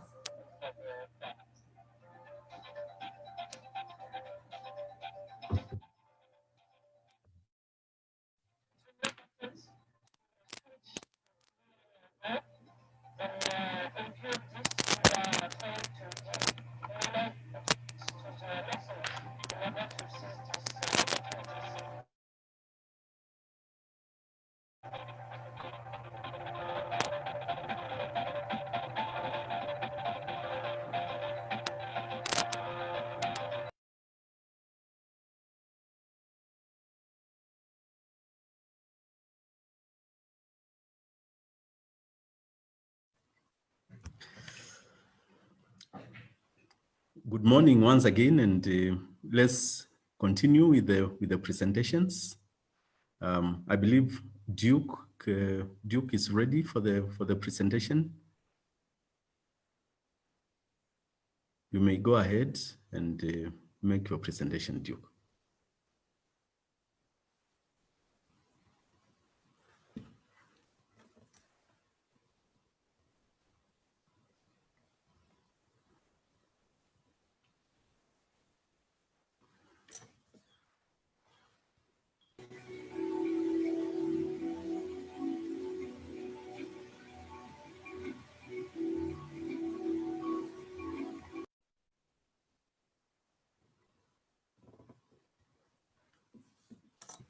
Hello, hello, are you hearing me? Yes, I can hear you, Dr. Bong. Yes, are you seeing the screen? Yes, you can see the screen clearly. I will do this on behalf of Duke because we worked on this, many people. Okay. So, yeah, because it's not available today. Then you are most welcome. Mm. Yeah, so if I am clear, then I can proceed. We are presenting a simple survey results on status of horticultural processing in relation to environmental management in Kenya, their practices. And so this is a work that includes a number of us, as you can see in the project. I will not belabor looking much at the introduction, which are all things that have been said over and over again. The integral part that horticultural processing and especially MSMEs play is quite enormous. And so that is, it goes without saying. Of course, the sustainable consumption and production goal is of course to produce more while making use of as little resources as possible. And the main resources here that we will always have word on is on the renewable resources. And here our main focus will be much more on water, energy, and how they manage their waste. So if you look at the past research, we saw that good environmental practices awareness during processing scores quite poorly. But now we wanted to see what exactly is going on in the case of Kenya. So in the methodology we looked at, we used a structured questionnaire and many studied to 102 processors randomly selected, both from Nairobi, Western and Central. And these are areas where horticultural production and processing goes on. So in this study, we got information on the current processing practices and including certification in terms of SCPs. So that's what we collected information. So for our results and the findings are as shown. The survey results, of course, you can see that most of the processors in these areas that we interviewed, they will fall under small scale enterprises. Then you have got medium scale enterprise and then micro. By definition, you can use the number of employees or you can use the turnover. But the employees 1 to 10 will be micro. Then if you go on up to 50, then you have actually up to 100, you can have medium. And then from there to 250, you have, if you go up to 100, you have small scale. And then medium, you are ranging from 100 to 250. So that is where it all lies. And I think this is not very unique to Kenyan scenario. If you look at what they are processing, you will find that, the majority will be processing fruits and vegetables. The spices and so on are very limited. And of course, more than 60% of the respondents indicated high demand for the processed horticultural product. And the products included, of course, dried fruits and vegetables. Some are doing juices, whether it is banana and pumpkin flour, potato crisp and banana crisp and so on. Others are doing sauces and frozen products. So there is a variety of products that are being produced. But if you look at it keenly, you will find most of the products are actually fruits and vegetables. So the others are by the way, or they are very limited. And if you look at this participation of MSMEs in standardization and certification, our main interest was how they, when they process, do they take care of environment? That is another question, but we were looking at, do they have certifications? And especially so, ISO 14001 is one on environmental management system, which this project is very keen on. None of them had that, and even the big ones don't have. But if you look at KEBS, which is usually a mandatory requirement for any processor who offers food for sale, 34.1%. So that means out of 100, you have about 35 processors having the KEBS mark. If you look at the global gap, of course, that will go mainly for the medium to large. And those who do audits or actually focus on audits were very few, of course, 24. So that's how they fared in terms of certification. Okay. And of course, there are some who indicated that they are now striving to get the ISO, the KEBS, of course, 48%, then the ISO. So there are those who are struggling to do that. And this project was also to help those who are struggling, give them guidance and so on. So it was important for us to know what was on the ground. And about 30% of the respondents were not interested in attaining certification. Or did they even know about, they didn't even know anything about certifications. And so it is a task that we of course had to do and explain the importance of certifications of this nature. All right, so if you look at sustainable production practices, this is very well anchored in UN 12th goal. If you look at the Sustainable Development Goals, number 12, the project and what we are doing is very well anchored. If you look at all of this, it is all about responsible consumption and production. So we wanted to check how much we fare in terms of our processes, and I think we have seen that. So in relation to SCPs, of course, those are very things that are very clear, but I think in this presentation, I wanted just to highlight a few things on, so I will not look at that slide keenly, but the next slide is important, that if you look at the SCPs, most of the farms do not keep records of water and energy. And without records, you know, you can't say whether you are using optimally or you are losing.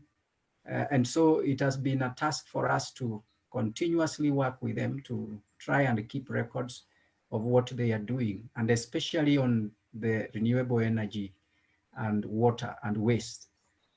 So, and so this has been our focus since we did this. I think this table could be very noisy in terms of the amount of wording. But if you can look at it, most of them, we were asking environmental assessment criteria, what they do, whether they have made any assessment on the environmental situation, whether they have defined their policies. So all these were missing, and you can see most of them had not done anything. And this was at the initial point of our research and this project. So I guess this would be a different scenario for those who we have taken through the system.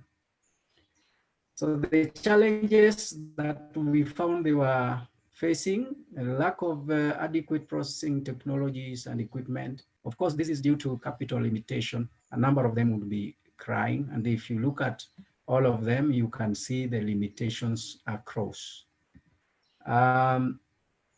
So most processors have low processing capacity. And so this, of course, limits their exploitation, how they can exploit their potential of processing horticultural products. And of course, the issue of low access to credit and low adoption of technology. The technologies are there. Adoption can be as easy, but again, it requires some small investment and some knowledge. And sometimes the technologies which can convert especially waste generated into usable material is also a challenge. So these are challenges that we just noted as we went through.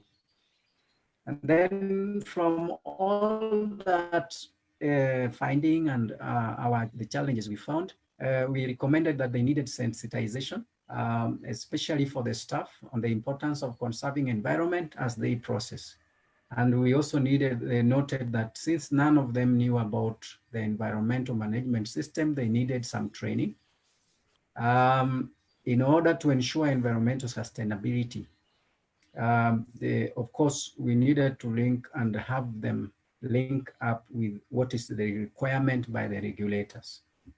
I think most of this we have done in those we recruited in the project, because after this, we went ahead and recruited about 60 MSMEs into the project, and we had a criteria to recruit them. The ones we have taken through the training may be quite different from the ones who have not gone through training at the moment, if you were to do another survey.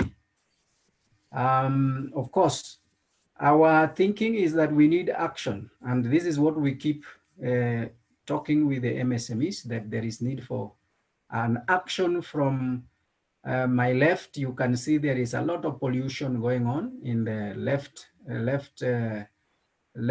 person, and then we think of how do we translate this to a very green mindset. So the current mindset where we don't care even when we are doing processing, and to the mindset where you care so that you are striving towards the green environment.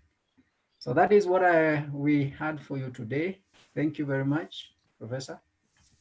Yeah, thank you. Thank you very much, Dr. Abong. Very interesting, green mindset. I know Dr. Abong may have to attend to something equally important now. So in case there is a question you'd want to pose to Dr. Abong, then could you, I would like to give that opportunity in case there is somebody who may want to comment. Okay, thank you. I see none. I now call upon Professor Jane Ambuko to make her presentation. Jane Ambuko.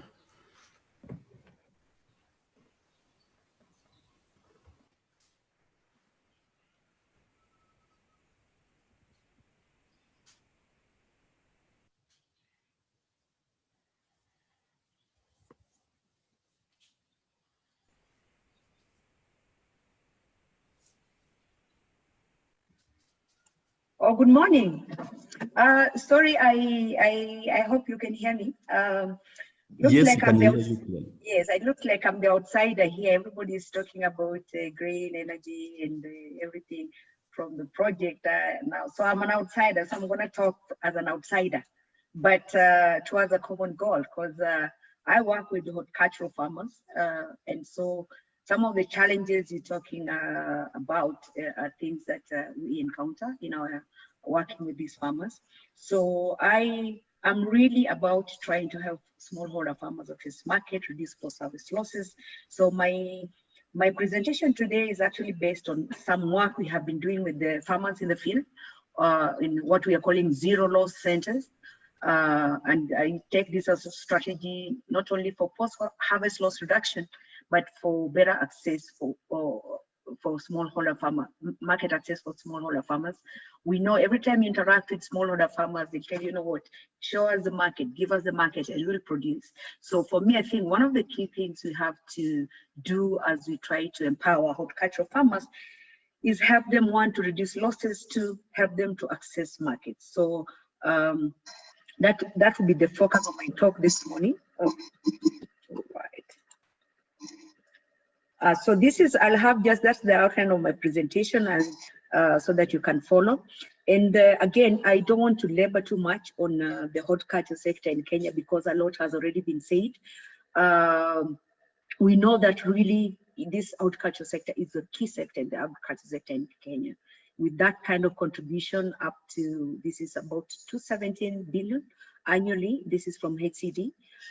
with the vegetables and fruits contributing significantly to these billions. But actually, despite this, because the horticulture sector in Kenya has great potential, but I believe it's not exploited fully, and especially to benefit the smallholders, right? So lack of market, I mean, poor access to market, high post-harvest losses, limited value addition at the farm level, and generally inefficiency in the horticultural supply chain. We see, if you work in this sector, you see the inefficiencies. And we say, whenever there's an inefficiency, somebody's got to pay for that inefficiency. And in most cases, it's our farmers that do that. Now, when we go back to the losses, right? I had Linda or somebody who talked about the losses. This is according to FAO reports of 2011, 2014. We lose up to 30% of the food we produce, yeah? And if you disaggregate this per value chain or the various commodity chains, you can see in fruits and veggies, 44% of that 100%, which is 1.3 billion tons, is fruits and vegetables, right? So that is a lot of losses. And for every food that is lost, we're talking about lost income for the farmers, lost, product. I mean, we use the limited production resources in vain, all right? So really, we need to curb these losses to improve the sustainability of our food system. I know a lot of talk is about waste management and everything, but we can imagine if you're talking about 40% being wasted, all that is going to waste, and that is not sustainable, okay? So this is common. What you see here are pictures you see everywhere, wastage and losses everywhere in the supply chain, right? So so if you talk about losses in the horticultural value chains, it happens everywhere, right from the farm through transportation, yes, to the market. The amount of wastage that happens in the market is tremendous. Okay, so I'm not going to talk about markets today. I'll talk about what happens at the farm, because the farm level, they lack the basic, because horticultural produce, fruits and vegetables are highly perishable. You harvest, no market, no processing, that is wasted. So we got to deal with this, right? So for us to address the problem, like I said, the losses, we're talking about 40 to 50%, right? Or 44% according to FAO. What are the drivers? What are the causes of these losses? This is what happens in the field. I'm not going to talk about that. I'll focus on what happens after the produce is harvested, right? Poor harvest practices, poor post-harvest handling, poor storage, lack of market, no processing capacity, and many other factors that happen after harvest, okay? So I'm going to talk about just two of these: post-harvest handling, storage, and processing, okay? Now this is the plight of, I'm talking about mango. The photos here about for mango, because that's the value chain I work most in, right? So, but this is representation of all horticulture. You can remove mango there and put sukuma wiki, and put tomato, and put banana, or whatever commodity. They are highly perishable. That's the bottom line, right? So you have your beautiful mangoes there. You would imagine this would fetch value at the market, right? So the farmer harvests them. When it comes to storage, you go to some of these mango orchards. This is what you see in the middle photo. That is storage for farmers, right? How long are they going to store there, right? Yes, so when they harvest and they store there in court, store under the tree, they're waiting for the traders to come and collect. The traders don't come. What happens to these mangoes? They rot, okay? But you see, the farmer has no choice. You harvest, you don't sell, it is wasted, okay? And the reason they exploited, the reason they're exploited by traders is that, you know what? They don't have an option. When you harvest, if you don't take whatever the trader is giving you, it's going to waste anyway. So that's what you see on the third picture, right? So farmers are basically, they lack storage, they lack any capacity to process. So basically, if this is their source of livelihoods, it basically means really their livelihoods is negatively impacted, because if you can't sell, yes, and your livelihood depends on this mango, how are you going to make your ends meet? Okay, so we did this survey. We did a mango survey some time back in 2018, just to see. And I know things have changed. Things could be even worse today, right? When mangoes are in season, when you go at the farm level, you'll buy your mango at somewhere between 3 to 5 shillings, sometimes 6 shillings is very good quality, okay? That is the farm gate price, okay? Now you go to the supermarkets, yes, or even your mama mboga, you see the mangoes retail for from 30 shillings for mama mboga to upwards of almost 70 shillings a piece, okay? So, you know, these are, when you ask, why is it like this? You know, the traders will tell you, know, the logistics and, you know, a lot of things that contribute to that price differential. But at the end of the day, others are making some money out of it, except the farmer, right? Because if you're going to sell your mango for 3 shillings, you know, let's say a tree has 200 pieces per season, that basically means it's 600 shillings per season. It's not enough. All right, so something has got to be done, because for me, my cry is for the smallholder farmers. Really, if you're going to sell your produce at throwaway price or be price takers, you can't make a living from it. So something has to be done. How do we empower these farmers so that they can make a living from their horticultural production, right?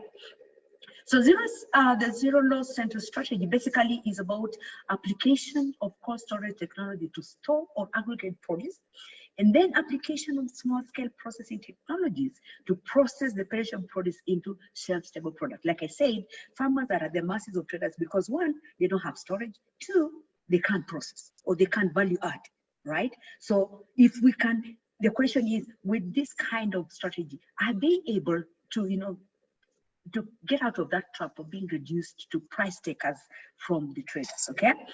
So this is a basic components of what we're calling a zero loss center. This is the model that we have in one of our aggregation centers in a place called Karurumo in Embu. Basically, we work with the extension people. We work with some NGOs that work with farmers like Technosa, because they've got to produce well, so that the produce, the fruits or whatever they produce is of a good quality, so that they know what is expected. So this is an aggregation center. It's equipped with cold storage. It's equipped with small-scale processing technologies. So when produce, the idea of zero loss center is to say, when produce comes here, it is either goes through this, it is either pre-cooled and stored for sales later, or it goes into processing. For example, if mangoes, let's say, let me use mango, let us just use mango, but it applies to others, yes?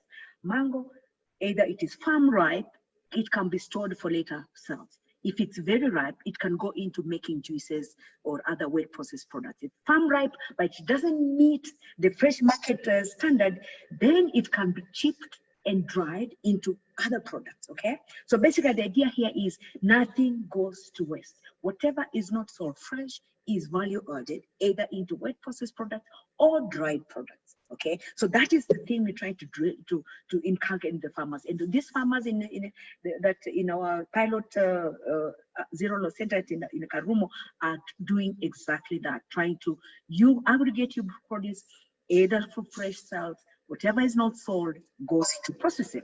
So these are, like I said, what we need is for aggregation and storage is cold storage, affordable cold storage. Now, what we have done is to pilot some of these. These are from our research, improved charcoal cooler, we have brick cooler, we have a solar-based cooler, we have a cool board. Now, if you go to our pilot in Karumo, they have all these. They enable the method to pre-cool produce like the evaporative cooling technologies, and then for long-term storage or for later sales, they put them in the cold room. Basically, cold storage is critical if they're going to aggregate the produce and store them for later sales. So cold storage, critical for these zero loss centers. So what happens when they have aggregated? Like we said, our smallholder farmers produce so little.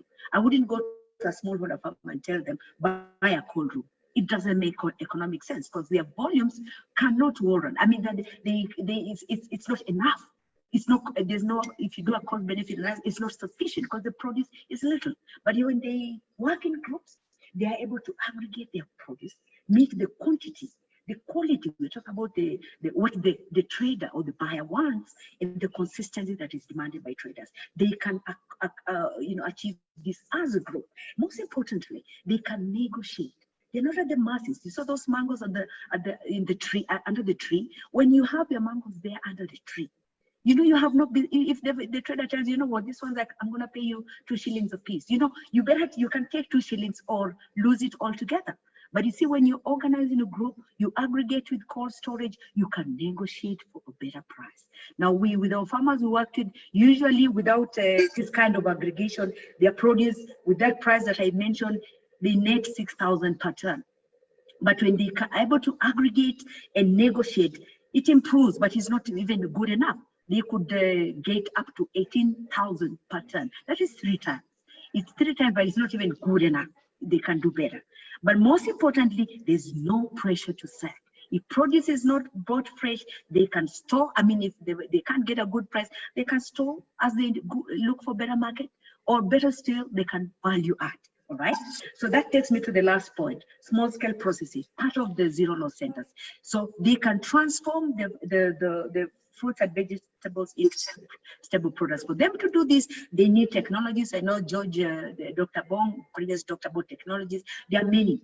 But I'm just going to talk about these 2, which we promoted in our zero loss centers. We have the tunnel solar dryer, we have the dehydrate. Or tunnel solar dryer is pretty big. It is for farmers who are organizing groups because it can dry large volumes of produce at a go. The dehydrate is small. If you are in a group with a lot of produce, then you have to have many units. But this is so efficient and so convenient, portable. So it's still, if you have small little volumes of produce to dry, dehydrate can really work it. So these are just examples of the products. I know George talked about the products they have seen in the surveys they do. All kinds. When you have a dryer, you can dry just about anything. Here you can see dry tomatoes, dry sukuma wiki, dry managu, moringa, pumpkin, butternut, everything. You can dry just about anything when you have those kinds of dryers, okay? For the wet processing, again, our pilot, or rather our zero loss center in Karumo, we have trained them.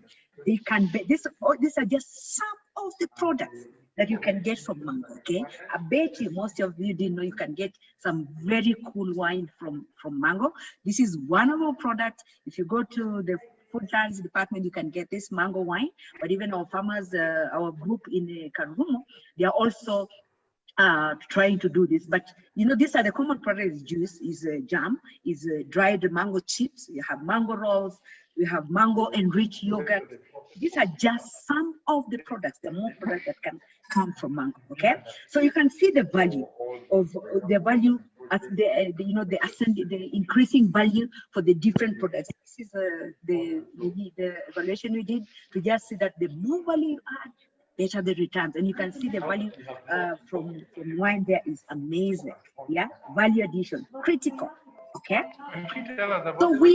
so to finalize, for us, if you're talking about our farmers really doing good practices, whether to handle produce properly for the fresh market or to value add for the market of processed products, it has to be proper. And so we are in this. Hey, there's a lot of echo from somewhere. Can somebody mute their mic, please, for me? Because there's a lot of noise. All right. So we have, for us to build capacity, like you're saying, if our farmers are going to do proper post-harvest handling, use technologies for storage or value add, you know, you can process something that you can't sell. So we have at the University of Nairobi, we now have this food processing hub, which is a project. We're trying to build capacity of processors. This is a project that is supported by Rockefeller Foundation. So if you go to the food science, you can see we have a modified version of the tunnel dryer. We have this dehydrates over there, and we have a juice or a wet processing unit there, the food science. The purpose of this unit is to build capacity of processor, because if they're going to process as a way of reducing losses, the products have to meet the market standard, because otherwise, if you process something you can't sell, you're not helping the cause of reducing losses. So building capacity of processors. This is training of processors at one of the Karumo, where we're talking about, is a University of Nairobi supported zero loss center. So we're doing that in the field, but again, so the ones in the field, we call them spokes. So if they have challenges, they come and we help them. Okay, but then at the campus now we have this hub where we are reaching out to processors. So out there, you want to be capacity build on developing of products or processing, refining what you're already doing. The hub is supposed to serve this purpose, and so we're calling out to them, because if people are going to process, they have to do proper, otherwise you're not helping the cause. Okay.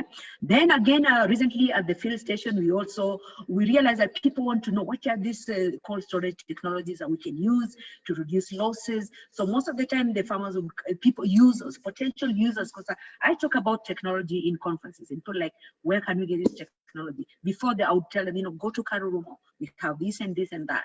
But now, thanks to support from NRF, we have established this unit at the field station. What we want to do with this unit is build capacity of horticultural value chain practitioners, not just the technologies, but the practices that go with it. Because technology alone will not reduce losses. There are practices that go with it. So we are there, we're training entrepreneurs, students, demonstration, because there are people who want, they say this, and this unit we have a charcoal cooler, we have what you're calling the cool board, the ones I mentioned in the previous slide, we have the zero energy brick cooler, and we have the solar-based cooling technologies. We want to train the users, but we also want to train entrepreneurs, those who want to know, I want a zero energy brick cooler, how is it built? So we're gonna engage those who want to actually fabricate this technology for use, so that then these technologies can be scaled out for adoption, we call mashinani, where they're needed. All right. So thank you for listening to me. These are the partners that we're working with in this project to scale up and promote this model or this strategy of zero loss centers as a way to reduce losses, improve market access for our smallholder farmers. Thank you so much. I'm sure there'll be some questions or not. Thank you. Yeah, thank you. Thank you, Prof. Ambuko. There are certainly questions, comments for the very interesting, very informative presentation. And we'll take the questions after the two next presentations, if that's okay with you. So I would like to call upon Dr. Kadambi to make the next presentation. The program reads Professor Mburu, but the presentation by Professor Mburu will happen tomorrow. So there has been a slight change, and Dr. Kadambi's presentation that was to happen tomorrow has been brought forward. So the floor is yours, Dr. Kadambi. Thank you, Prof. Sharing my screen. Good morning again. Good morning. Yeah.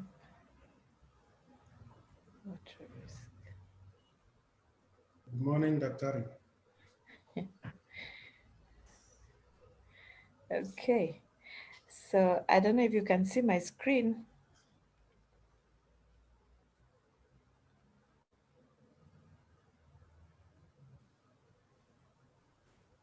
It's not yet appearing, but it is, yeah, there are signs that it is, yeah, coming up. Okay. It's telling me my screen has been paused.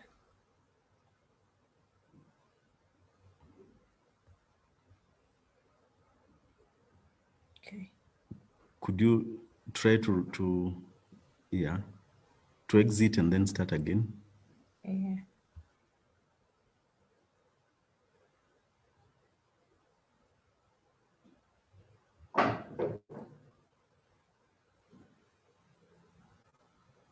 Has it started? Is it showing? Yes, it is. All right. Now. Okay, thank you very much. I will be presenting this particular paper, which is titled Water Risks as a Barrier to Sustainable Consumption and Production in Micro, Small, and Medium Enterprises, MSMEs, in Nairobi, Kenya. This paper is co-authored with Linda Albero. To go to the next point, I hope it's moving on your side. So micro MSMEs in Kenya are very significant to the economic growth of this country that we know. And we have seen the kind of, from the presentations that are being presented, how important MSMEs are. They are also a backbone to manufacturing, agriculture, and engineering, and also service industries. Critically, they are an employment generation sector and very key to that aspect. Just to introduce what is sustainable consumption.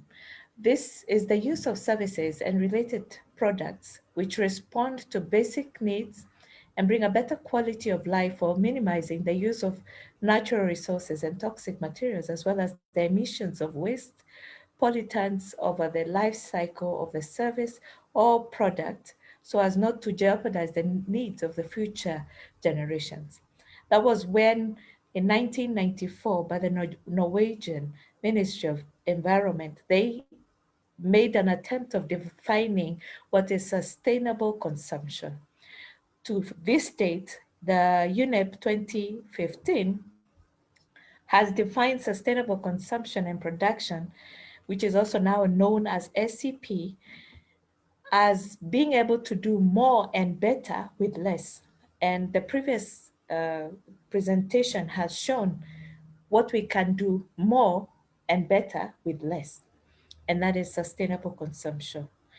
So water risk as a barrier to SCP in MSMEs is one thing that we need to look at in a key way, because SMEs face issues like business licenses issues, business premises, business locations. They are finding a lot of challenges when it comes to the risk aspect of where to place their business. The licensing aspect also becomes a risk. When you look at the risk management, these are some of the things that are put highly in their business plans, but hardly has the water issue or water risk been put out as a key component. Kenya, being termed as a water scarce country, tells us that investing in a water risk in MSMEs would be a good step. Again, an increasing city population worsens the water risk aspect for SMEs. If we check the kind of production we have for MSMEs, is that they require a lot of water. So with an increasing population, then water will become an issue, and that becomes a risk. And the higher the risk, the better the investment. So are we willing to invest on that water? And why is it a risk to sustainable consumption? Is that we are not doing much and better with the less that we have. The water footprint is also a measure that it measures the impacts of direct and indirect water consumption associated with production activities. If we see the kind of rigor to have our products well taken through the process requires a lot of water. So how are we going to have a water footprint when we have not even factored it in as a barrier to sustainable consumption and production? So when we were looking at this paper, when we started off, we looked at the issue of the growing population. The city population is expected to double by 2050.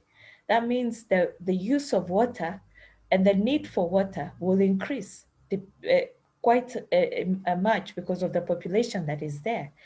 The inadequate alternative water sources, the issue of water harvesting and water storage becomes critical, yet is not underscored in MSMEs. The increasing water dependence that affect SMEs production and water quality treatment costs. There is so much cost when it comes to the treatment of water, yet it is never factored in the business plan or the bottom lines for SMEs.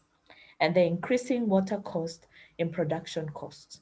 When we check how the water is used and the bottom line, the bill that comes with the water, it may look 1,000, but 1,000 over a period of time could translate to millions. And we use the practice theory to explain the consumption patterns that will enhance the water as a risk and as a barrier to sustainable consumption by SMEs.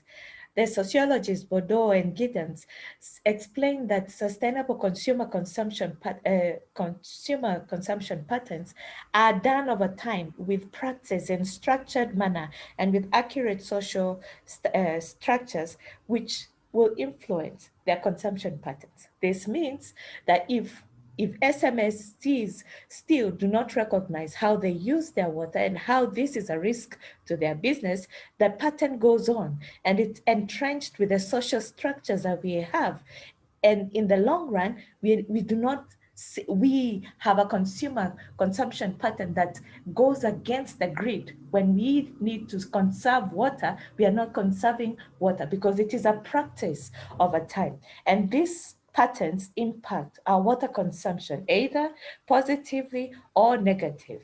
In a negative way. Do we want to recycle water? Do we want to have a circular motion in terms of how we use the water? And this practice theory explains our consumer patterns.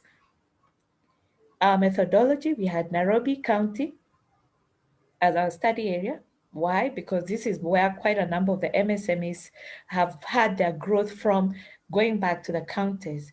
We use systemic literature review on water crisis, sustainable consumption, and MSMEs in Nairobi and in Kenya.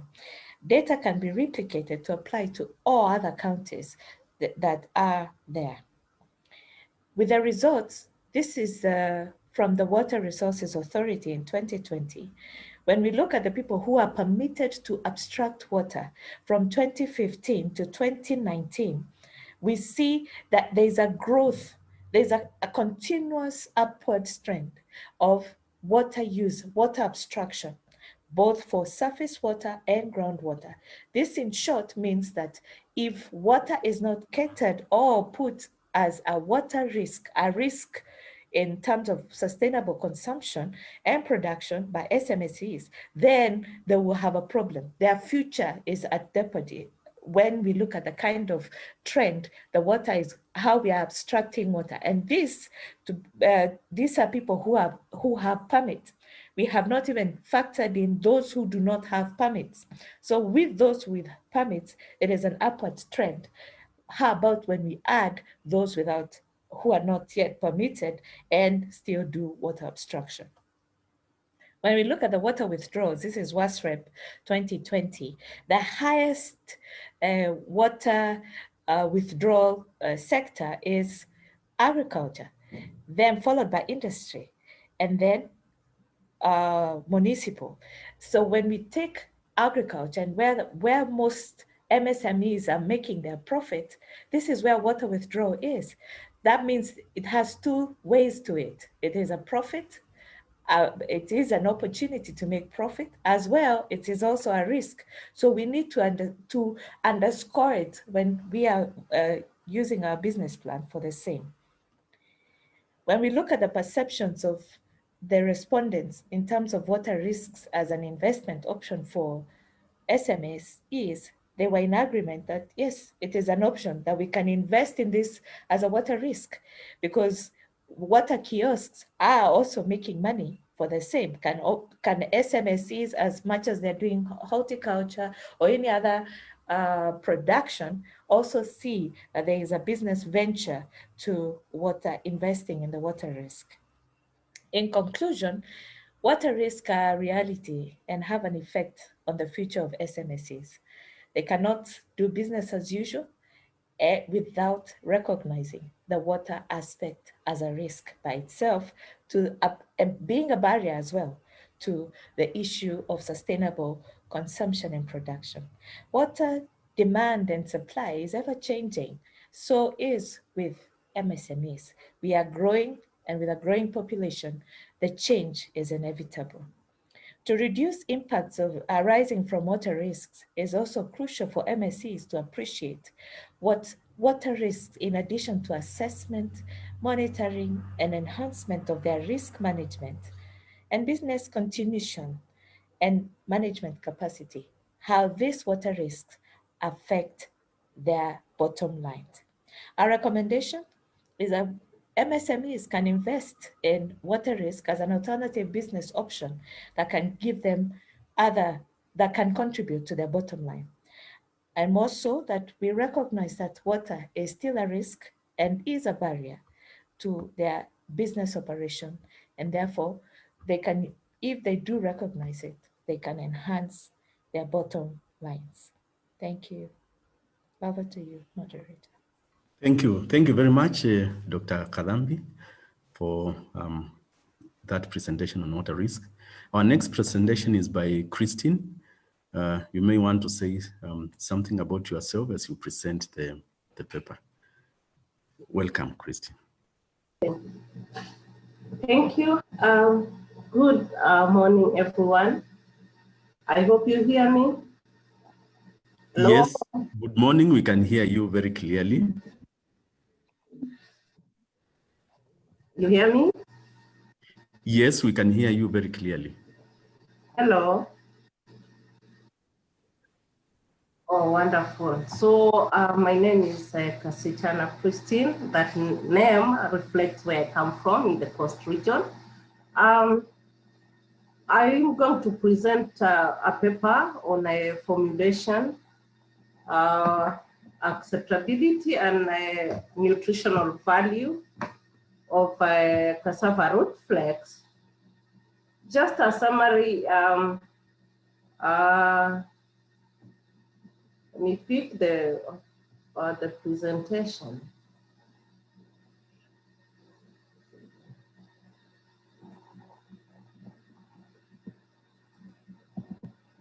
Sorry for the heat.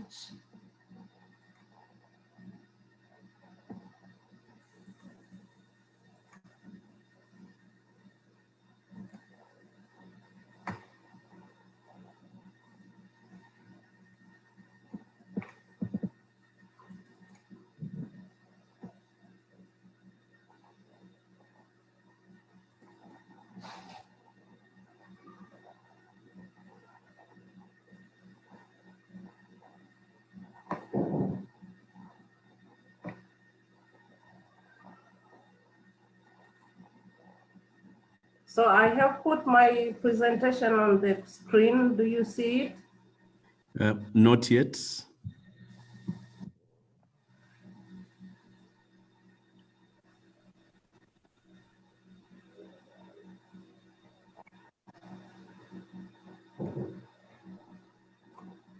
Just a moment.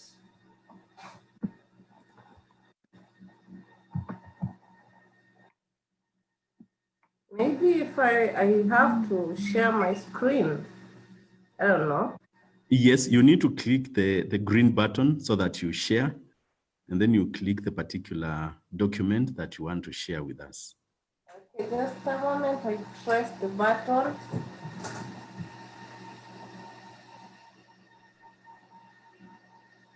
Or Elma, you could be in a position to share it from your end. I don't have it, Prof. Okay, So she said it. Hello. Yes, we can now see it, Christine. Oh, you can now see it? Yes. Oh, that's wonderful. That is okay then. So I will put it on slide form. And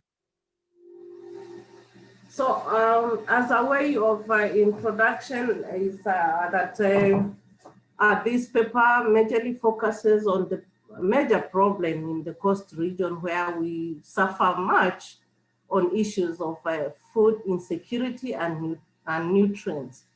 So I, with my supervisors, it's part of my work in for my PhD program.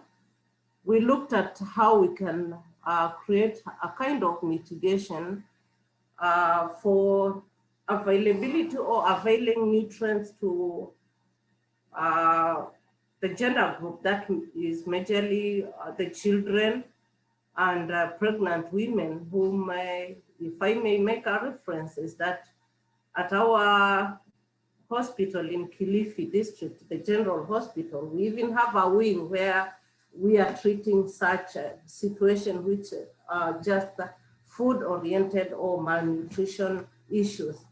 So I will go into my presentation, and as you see in this slide, I have put the title, and my colleagues along this time, as we are looking into cassava, we find that it is a crop that is grown under suboptimal climatic conditions, but it's majorly grown for its roots. However, these roots are deficient in protein, though being rich in carbohydrates, they supply much needed calories to many, many households, as it was documented by FAO in 2005. The coastal region, as I have started by introducing or summarizing, is that it suffers climatical issues, that it has been rendered a net food importer. And being Kenya being an agricultural country, or its economical backbone is agriculture, then you could quickly see or get a picture of how down here in the coast region, we end up having very high poverty levels and malnutrition. Fortunately, even under the situation where climate is that rough, cassava being a suboptimal crop, we have managed to produce up to 27% of the national production of cassava. This is good, and we feel proud of it. But again, the problem remains, because in as much as we produce so much cassava, cassava is deficient, especially the roots. It is deficient on its nutrients. And therefore, we needed to think outside the box and see how we can mitigate this. We have this cassava, yes, but it's used mostly on its of its roots and not the leaves.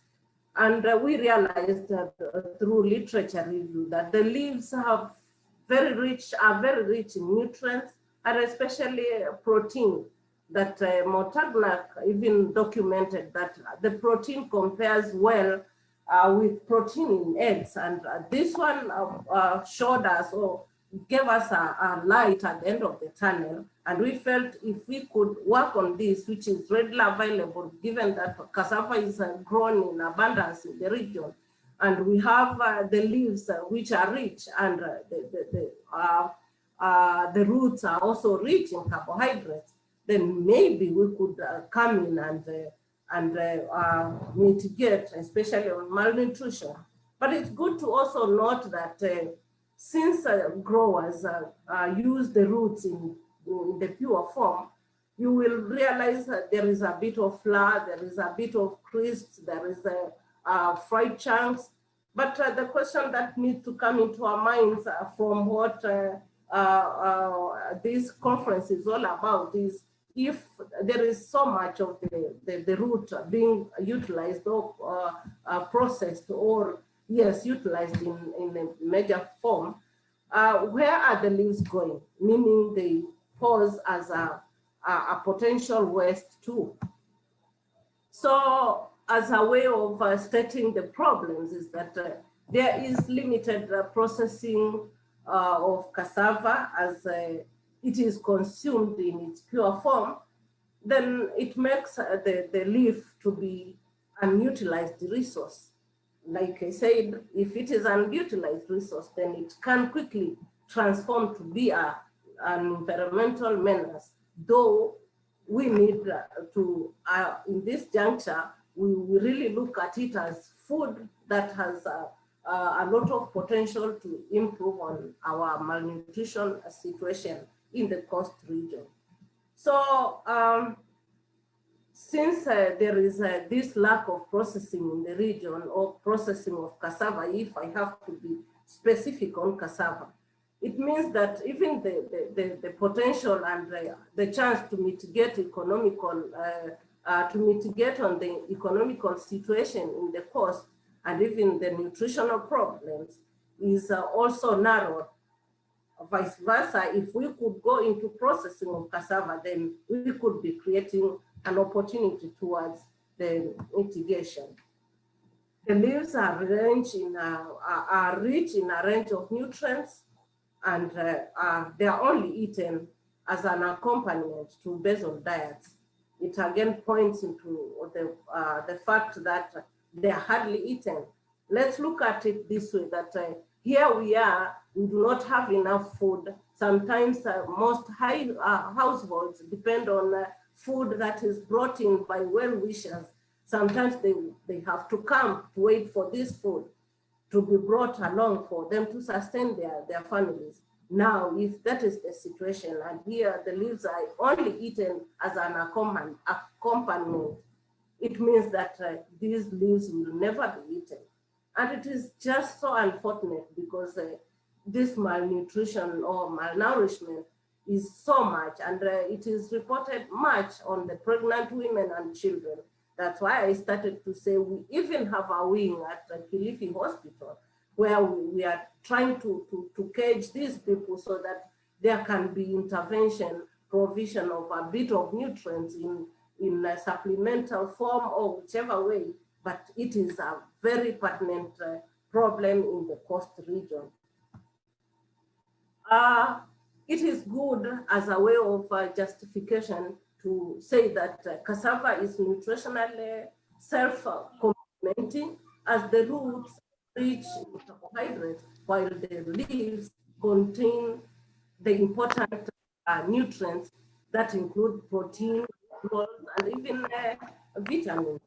But the use of the leaves in development of food products truly shows that we can quickly increase profitability of the parts of the growers who do the growing, because at the market, if we can use the leaves alongside the roots, can also enhance food and nutrition security, and even the poverty at large in the coast region.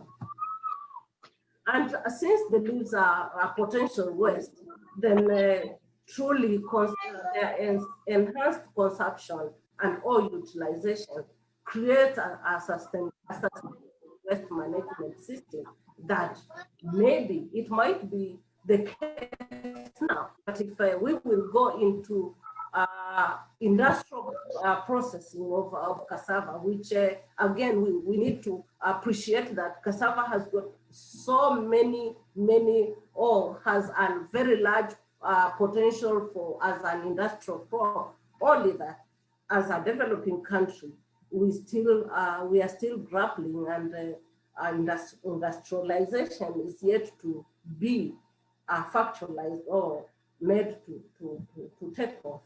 So we believe, and we know that if we get such products that are using even the leaves, then we shall be creating a sustainable waste management system.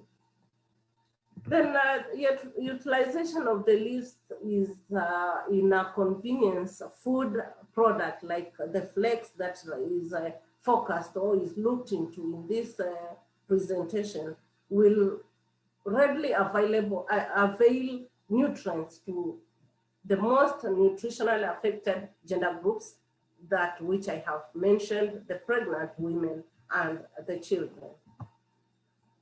The goal of the study, therefore, we aim at nutritionally improving cassava products for enhanced consumption and or the utilization through incorporation of the leaves into a food, or equally the project aims at creating an opportunity for cottage industry for the cassava growing communities.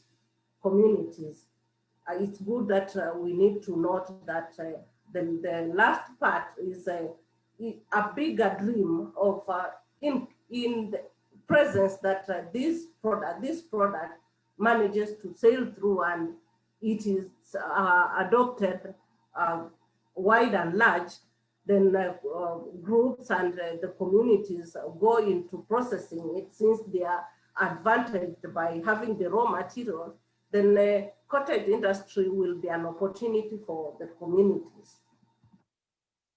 The objectives were therefore to develop a cassava product that will contain both the root and the leaves.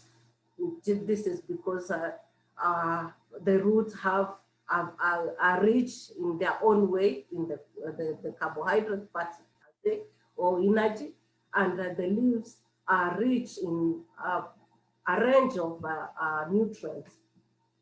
And the other objective was cassava, as any other agricultural product, is perishable. That some organizations have noted that bringing cassava into a competitive market, fresh market crop is a big challenge, or it's a pipe dream, because it takes only 72 hours for even the roots to just spoil and be ready to be disposed. Then our study or our project was to develop a shelf-stable product that also has improved protein, minerals, and vitamins. Then developing a product could be so easy, it could be so appealing in the eye. But again, if we target adoption, then we need to determine the acceptability of this new product. And that was one of our objective number 3. Then again, we cannot go promoting a product which we really do not know what it contains nutritionally. So we intended, and we set forth to go and determine the nutritive value of the product, that is cassava root and leaf flakes. So as the methodology, we formulated the cassava root, leaf, and did the acceptability work at Karong, where it is the very place that we harvested both the roots and leaves, because Karong being a research organization, we were advantaged by having a wide range of varieties and cassava that is of different age groups, since we keep on bulking for research purposes and even for multiplication of seed for the community. So we harvested the root and leaves from different crop ages. And the reason for this is that a prior study we had started off earlier, we had profiled the leaves and even determined the influence of age crop on the nutrients of the roots. And we realized that the leaves are best harvested as early as 3 months. And again, even the roots have quite some nutrient buildup during this tender age of around 6 months. So we used the basis of our research finding to build up our product. The root and leaves were mixed from a range of pure root, as per how it is on ground, that cassava is eaten from its pure form, root form.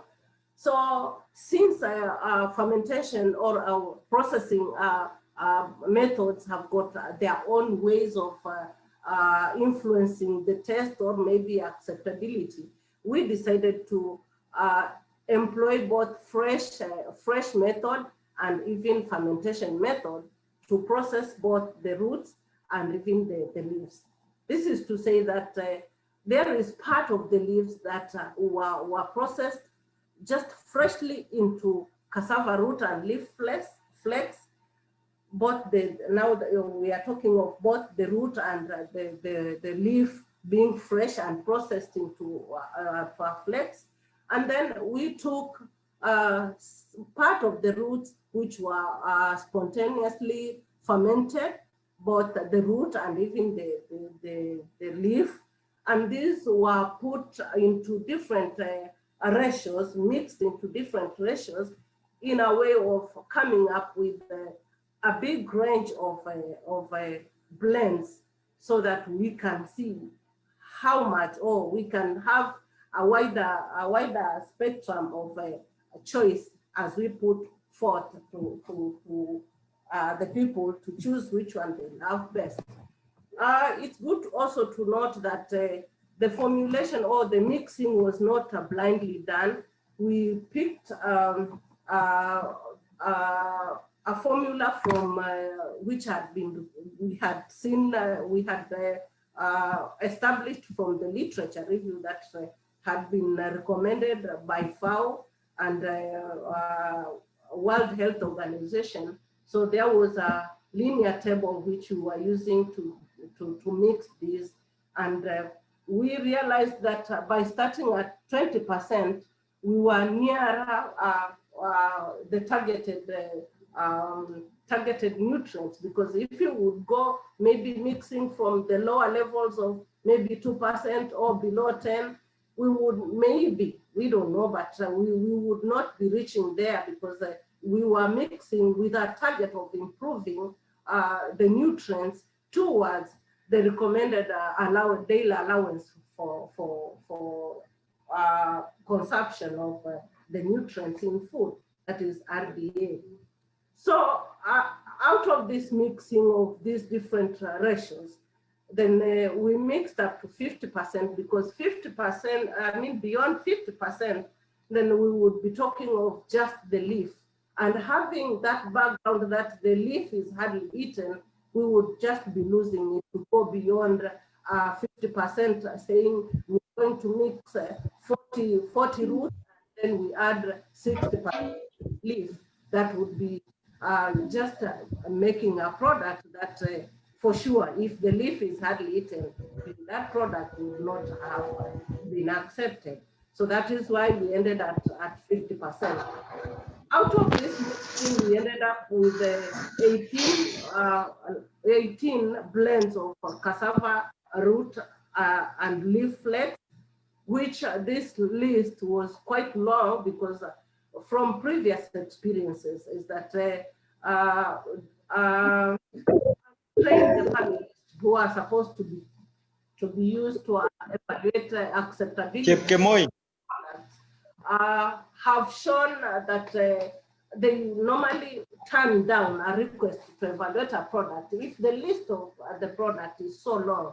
So we had to converge a panelist of about 30 people, men and women, though our target was on the women. But we said, if we are looking at a wholesome adoption, then we do not have to push aside the men who, most of the time in our continent, they own even the land. If the woman has accepted the product, yes, and they are ready to go into processing, yes, where are they going to produce, given that we are still grappling with issues of ownership of land, meaning mostly belonging to men. So we went forth to include both men and women, so that when the product is accepted, it will not be new to any of the gender. So again, you have 3 more minutes, please. 3 more minutes. Sorry. So again, the panelists being 30 were asked to knock down the long list, and we ended up picking the best products taken to the University of Nairobi, and from there is where we managed to determine the nutritive value. So as the results showed that aroma was picked to be the most powerful parameter that can make a product to be rejected or accepted, with the reasons that out of aroma, one can move from a long distance looking for that product, but out of that aroma, they can just say, I won't even test it because it smells bad. So we ended knocking out 8 blends, and on acceptability, we found that between 20 and 30 leaf combination into fermented root was significantly accepted, but 20% leaf was majorly accepted by the panelists. On the screen, you will see that these are the scores that were given by the 30 panelists, and you would see 20% was scored very highly with almost 6, and the hedonic scale which you were using was 7 points. So you could see how highly the 20% in fermented root was scored. Again, the nutritional value, 20% was taken through the determination, and we found that vitamin C content has higher vitamin C than found in guava and green pepper. We looked at these fruits which are readily available all over, but if we have our flakes giving more than what our fruit could give, then there we are. We could say kudos, we have made it. And then again on vitamin C, we could again see it has more vitamin A, I mean, than what had been reported by Montagnac in 09. Before you on the screen, you would see what the cassava root and leaf flakes contains as per the nutrients. And by way of conclusion, I would say rather than us consuming cassava in its pure form, we'd rather go ahead to mix it at a range of between 20 and 30 of leaf. But again, it is subject to us mixing it in fermented root material, because fermentation proved to improve even the taste of the 100% fermented root, as how we had put forth. And going deeper, we realized that this cassava root leaf that is shown on the picture on your right side can even go to meet half or three quarters of the required nutrients as per the RDA recommendation. Thank you so much, and God bless you for giving time to listen to this presentation. Thank you. Yeah, thank you very much for very interesting presentation on cassava. We are almost coming to the end of our session. And before we give an opportunity to a representative on MSME, I would like to call upon Professor Jane Ambuko to respond to some of the questions posed. I think many of the comments are really complimentary, appreciating the excellence of the work she's doing. But there's a question: what can the university do? This kind of losses, how can we bridge this gap? Professor Ambuko, the floor is yours. Yeah, okay, thank you so much for the good comments from the audience. Unfortunately, sorry, I'm bulging in because I'm joining another meeting that starts in 2 minutes. So that's why, yeah. But basically, like you heard from the beginning of at the beginning of my presentation, I said that I've been working with smallholder farmers for a while, and we realized that part of the reason these farmers are in this situation is there's lack of awareness. What are the good practices? How is it? You saw in I talked about harvesting practices. Just how you harvest can determine the quality of your produce later. You know how some farmers harvest by shaking the tree, climbing the tree and harvesting produce, a mango, avocado, and throwing them down. Sometimes we never see the impact of that, that fall from up, but it's seen later in the supply chain. So those are some of the simple practices that we're trying to, because like I said in my presentation, technology can only do so much. A lot has to do with behavior change of practices that these practitioners do. You see how the farmers, maybe how produce is harvested, even when they harvest, you know, like there's a difference between when you harvest early in the morning or late in the evening versus if you harvest like now during the day, the heat load. You know, those are some of the practices we're just trying to, you saw me talking about training. We train them. So you need to do this, you know, how to handle your produce. Then technology only comes in to complement good practices. So that's what that is the goal of the work we're doing, that we let farmers know what are the good practices to reduce post-harvest losses, and then we let them know what are the available technologies. And somebody talk about youth program. That is what we've been thinking, that, you know, when we established, when we commissioned the hub, which is at the food science department, because I teach post-harvest to 4th years, and I told them, you know, this is a hub is coming, and we're going to train processors from outside, but I want some of you to join that training. And the students were excited and they joined. You know, some of them came out of that training saying, you know, they were seeing from the many products that we can make from mango, for example, you know, processing this mango, there's tomatoes, there's leafy veggies. The students were just seeing opportunity for themselves, how they can do ABCD. And you see, that is the thing you're saying, you know, if we can scale this up and get, you know, youth engaged, you know, because the demand, I had George saying in his presentation that there's demand for products. I want to eat well-dried products, well-dried mango products. If they're well-dried veggies, I want to buy that. But what I see sometimes in the market, because I've been looking at dried mango, sometimes the quality is wanting, all right? So that means you need to build capacity of this, so that the products they make, they meet the minimum quality standards, not the best quality standards for me as a consumer, local, and even for export. So that's what we are doing at the hub, building capacity of processors to process products. And the processors could be entrepreneurs, the young people, but they could also be established processors. I know we've reached out to some of the processors in the local market, you know, one of the young entrepreneurs, Azuri Health, to help her to improve the products that she's making from mango, so that the products are appealing and they meet the quality standards for the market. That is one. But also at the hub, the unit we've made at the field station is a way of working.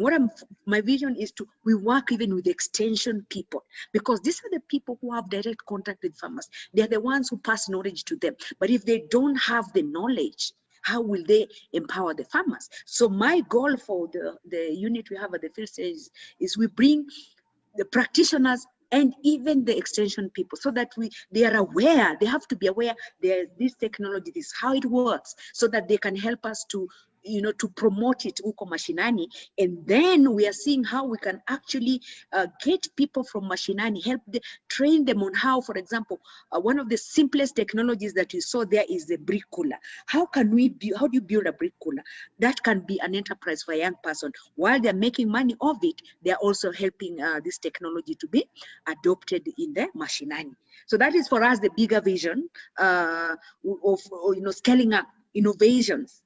For storage, innovations for product development at the hub, as a way of you know, value adding perishable produce, and you know, encouraging adoption of low cost or innovative storage technologies. I've said many things. I don't know if I've answered the questions. Thank you very much. I believe you have answered the question, and of course you've also given contacts in case those who may want to get in touch with your units and with you as a researcher. The information is available. And thank you once more, Prof. Sambuko. My pleasure. Thank you for inviting me. Yeah, you're most welcome. I would like now to take this opportunity to welcome Mr. Kevin to give a presentation. Kevin Kibuka, to share your experiences. Good afternoon, everyone. Good afternoon. I'd like to ask Linda to share my company profile before we begin.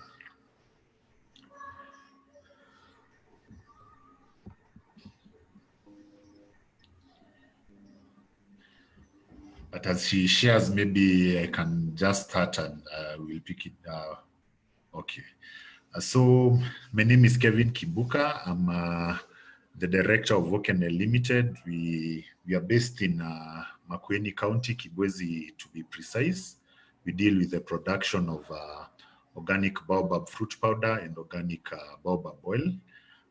The company began in 2017, and we began our sales in early January 2018. So we've been in the market for 2 years. And maybe just to talk more about the products, the baobab fruit powder is gotten from the baobab fruit, also locally known as the mabuyu. So what we do is source the fruits from farmers within Makueni County. We have contracted farmers that we work with. Once we purchase the fruits from them, we pulp them. Pulping involves the removal of the edible bit of the fruit, which is the seeds and the powder coated on the seeds. And so we have a machine that separates the powder from the seed. For the powder, we don't do any other process. We just sieve it to the finest particles and we package it. The seeds are cold pressed to produce oil. So the benefits of the fruit powder, as you may see, number one is vitamin C. Vitamin C of late has been a sought after nutrient because of the COVID and the boosting of immunity. Basically, the baobab has 6 times the amount of vitamin C than the orange, because many people know about the vitamin C in oranges. Besides that, it's very high in calcium, antioxidant properties, fiber, which is very good for people with diabetes issues because of the regulation of blood sugars, and magnesium and potassium. How you can use the baobab fruit powder is mostly as an additive in drinks, especially in smoothies. You can add it up in your milkshakes. You can mix it up with water and make an instant drink. And by consuming that, you'll be consuming the nutrients that are in the baobab fruit powder. For the baobab oil, it's a highly sought after cosmetic oil, both locally and internationally. It has its benefits. It has its medicinal benefits, which are like treating eczema and psoriasis. Eczema is quite a common skin condition, especially with young babies and also adults. So it's, especially for the benefits of the oil, these are feedback that we've gotten from our clients. It's a natural cleanser, and it also helps with repairing broken skin, whether it's from a shave or maybe sunburn and such things. So our products are KED certified to start with, and also we recently got our e-organic certification. So we've been actively looking for export market in Europe, to be precise, and we are hoping by the end of this year we'll have gotten an export outlet. But locally, you can find our products in Zucchini, which is a green grocery with several outlets in Nairobi. You can also find our products in there's the Mada platform, which is an online platform. At Mada, you can get both the oil and the powder. There are also other outlets like there's Kamindi supermarkets in Kiambu town. There's Kiku self-fridges in Kikuyu. We're also in Nyandarua County at Mogo supermarkets, and we're also planning to expand as we continue to grow. How we've been able to sustain the water and energy during our processes, just to take you briefly about how our process is. We don't use water in our processing. So basically what we do is that we source the fruits from our farmers. We have harvesters who carry out the harvesting in the procedures that are required. As somebody had mentioned, there are bad ways of harvesting, like shaking of trees. So we don't want to damage the fruits as well as the tree as we are harvesting. So once we get the fruits, we crush them open. We remove the pulp, set aside the husk, which is the outer shell. after we've processed the powder, we get the seed. So from the seed, we press it and we get the seed cake. So for us, what we can mention as our waste products are the fruit husk and the seed cake. So for the seed cake, we sell it to people who manufacture animal feeds. And for the fruit husk, which is the outer shell, we give it out to the mostly the ladies who we work with while processing, and they use it as their source of fuel at home to cook food as well, or do whatever they might require to do with it as fuel. And for where water comes in is just while washing the seeds, the baobab seeds, before like cold pressing them, and we recycle that water to our baobab seedling nursery. We have a baobab seedling nursery. We are at 2,000 seedlings at the moment. That has been after we began early this year. And the baobab seedling maturity germination rate is at 50%. So it's quite tough getting a baobab seedling for it to get to 6 months, 7 months, and even a year. So what we do with the water we use after washing the baobab seeds is that we use it to sprinkle on the baobab seedlings. And besides that, and by recycling that water, we've been able to cut our water cost by half, by 50%. And that has also like helped us as a business, especially in this growing stage, not to use so much money while into the water cost. In regards to conserving energy, initially we were processing without proper planning. So through the training from Horti-Green, we were able to plan our processing in that we carry out different processes at different times. Let's say at the moment we are actually doing the crushing and the pulping of the fruit.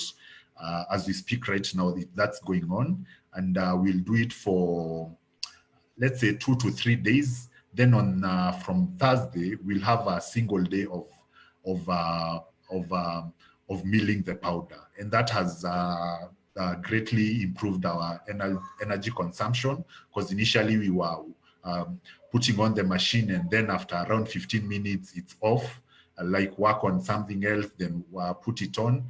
But once we switch on the machine, it continues for a while, and I think proper planning has really helped us in maintaining a good energy consumption. Besides that, we've been able to, maybe just to add more on the baobab seedling nursery, this came after we felt and saw that the baobab tree is becoming quite endangered, because then the people who live in areas that grow baobab really haven't seen the benefits of the fruit, so of the tree. So most of them felt like it was just occupying space. For some of you who may know the size of the baobab tree, it really covers a wide space. So they felt like they were wasting land, and most of them would cut it down. But as Vokene Limited, us sourcing fruits from them and buying the fruits from them has shown them that they can be able to earn a livelihood from the baobab tree. And besides that, buying the fruits has helped conserve the tree, but we felt we can do more, and that's when we decided to plant a baobab seedlings.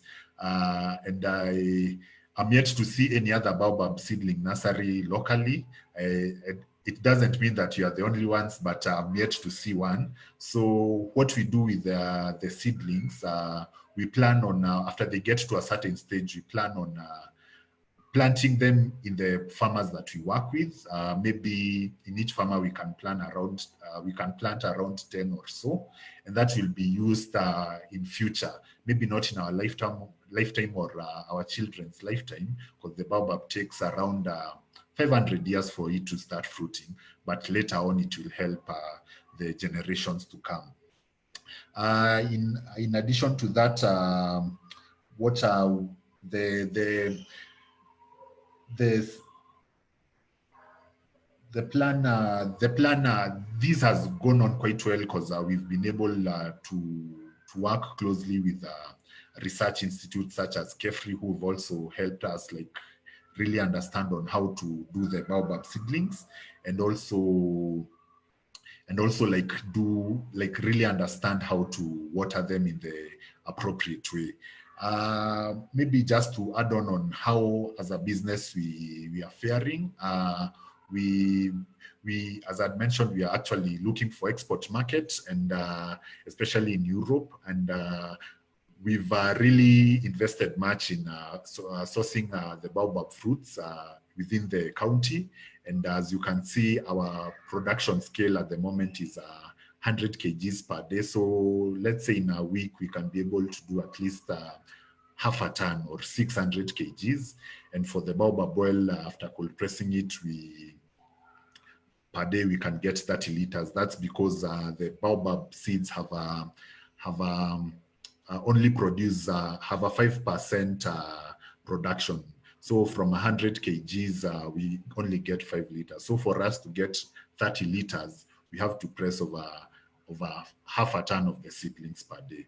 But in regards to that, you can see the quality specification of our products and the quantities that we can work with, the quantities that we can work with per month. And also something else is that the packaging, how we were packaging initially was through the plastic containers, but recently we've moved to a biodegradable way of packaging. That's the zippable craft bags, which are friendly to the environment, unlike the baobab, unlike the plastic containers.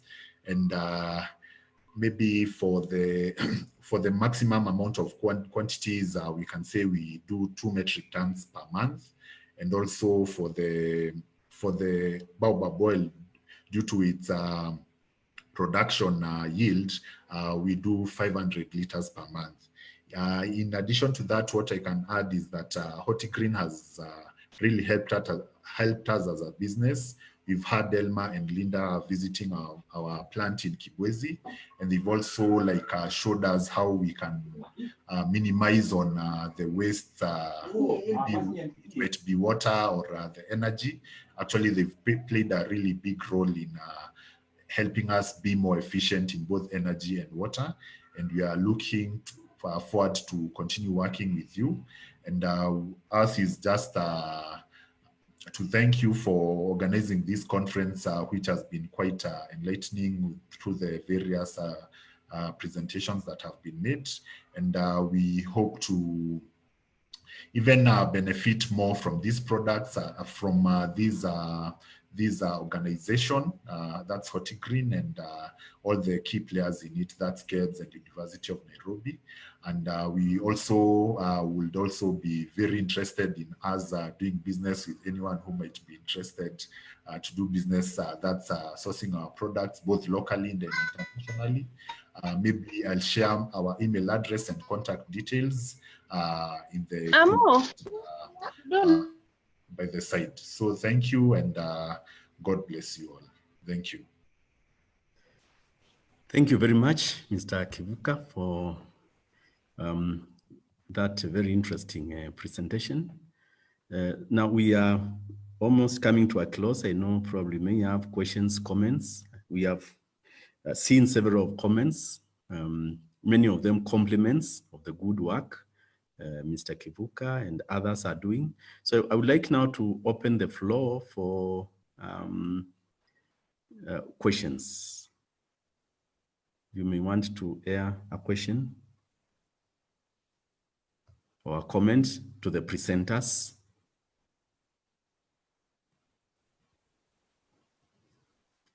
I know we've already written and indicated that we are enjoying the presentations. They are really very useful to us. I have a question. Yes, please go ahead. Yeah, my question is to Christine on cassava.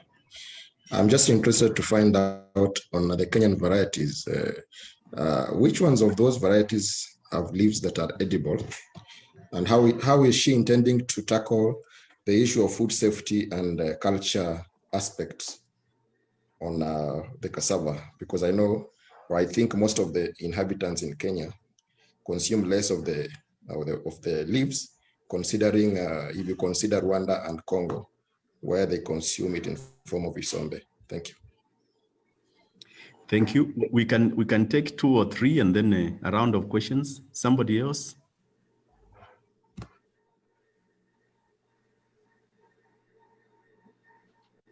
Hi, my name is Janice Ache. Yes, yes. My question goes to Christine. I would really love to know how the cassava leaves are prepared as a meal. Thank you. A third question?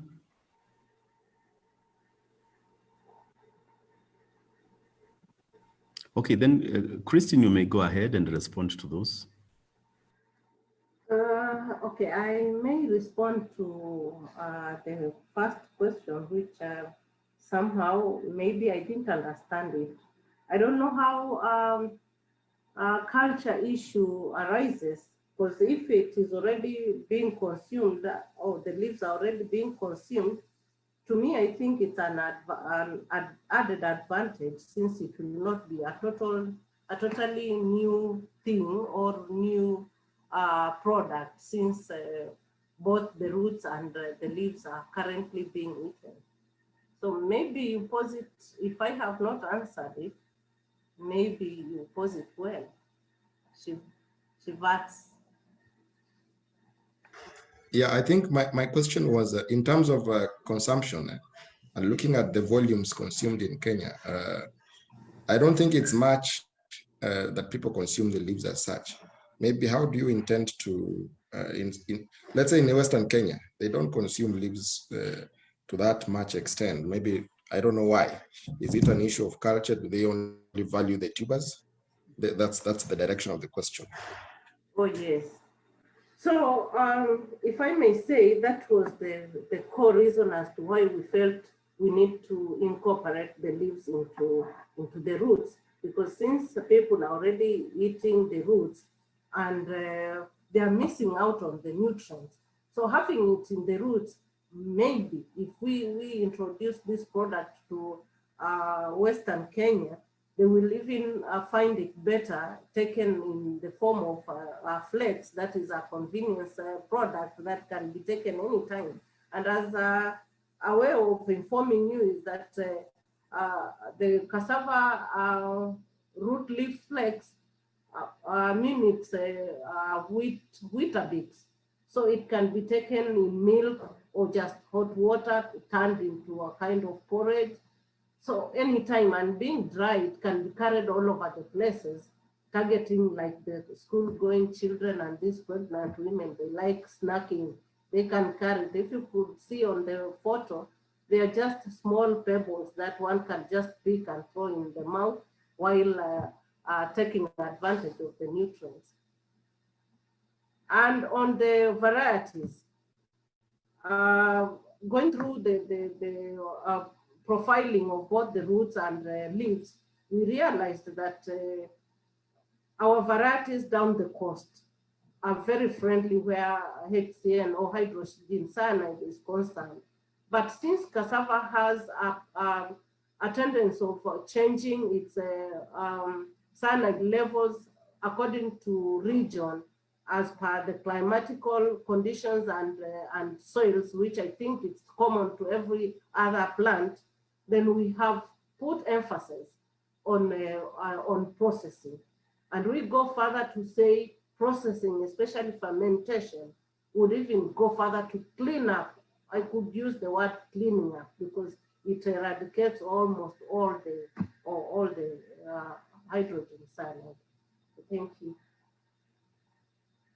Okay, thank you very much. I'll take a final round of questions or comments as we come to a close. And I see none, so I take this opportunity once again to thank all of us, the presenters and the audience, for very active participation. And I hand over to Dr. Abong and Marion. Maybe may have a final word for the day.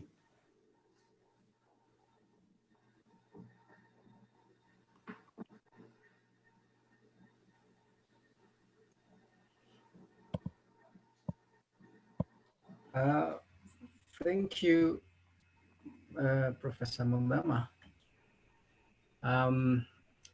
Seems it has been an interesting day. Though we have gone quite a lot of time, I hope tomorrow we will endeavor to keep time. Time is essential. Having said that, I think Kevin coming at the end was now giving the real things on the ground. In Kenya, they say on the ground, things are different. And I've liked the simplicity with which he puts it. It would have been quite, of course, my joy to see more MSMEs. And I think tomorrow we will have 2 of them or 3. Let's join in tomorrow so that we conclude together. It has been a pleasure having all of us around. I know it takes time. It takes a lot of concentration to be online. It is not as easy as being in a physical meeting, but you have braced it to the end. Thank you very much. Marion, if you have anything to say, because we were invited, George and Marion. Yes, I just want to thank anyone who participated in the conference today.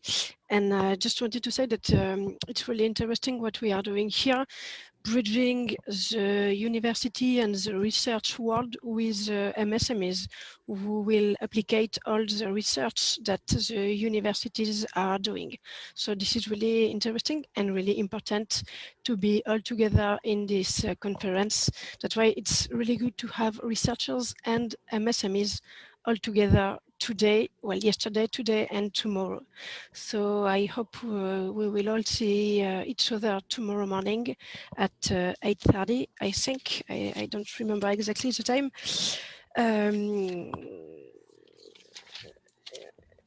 Yes, it's at 8:30. So thank you again, everyone, and have a good day.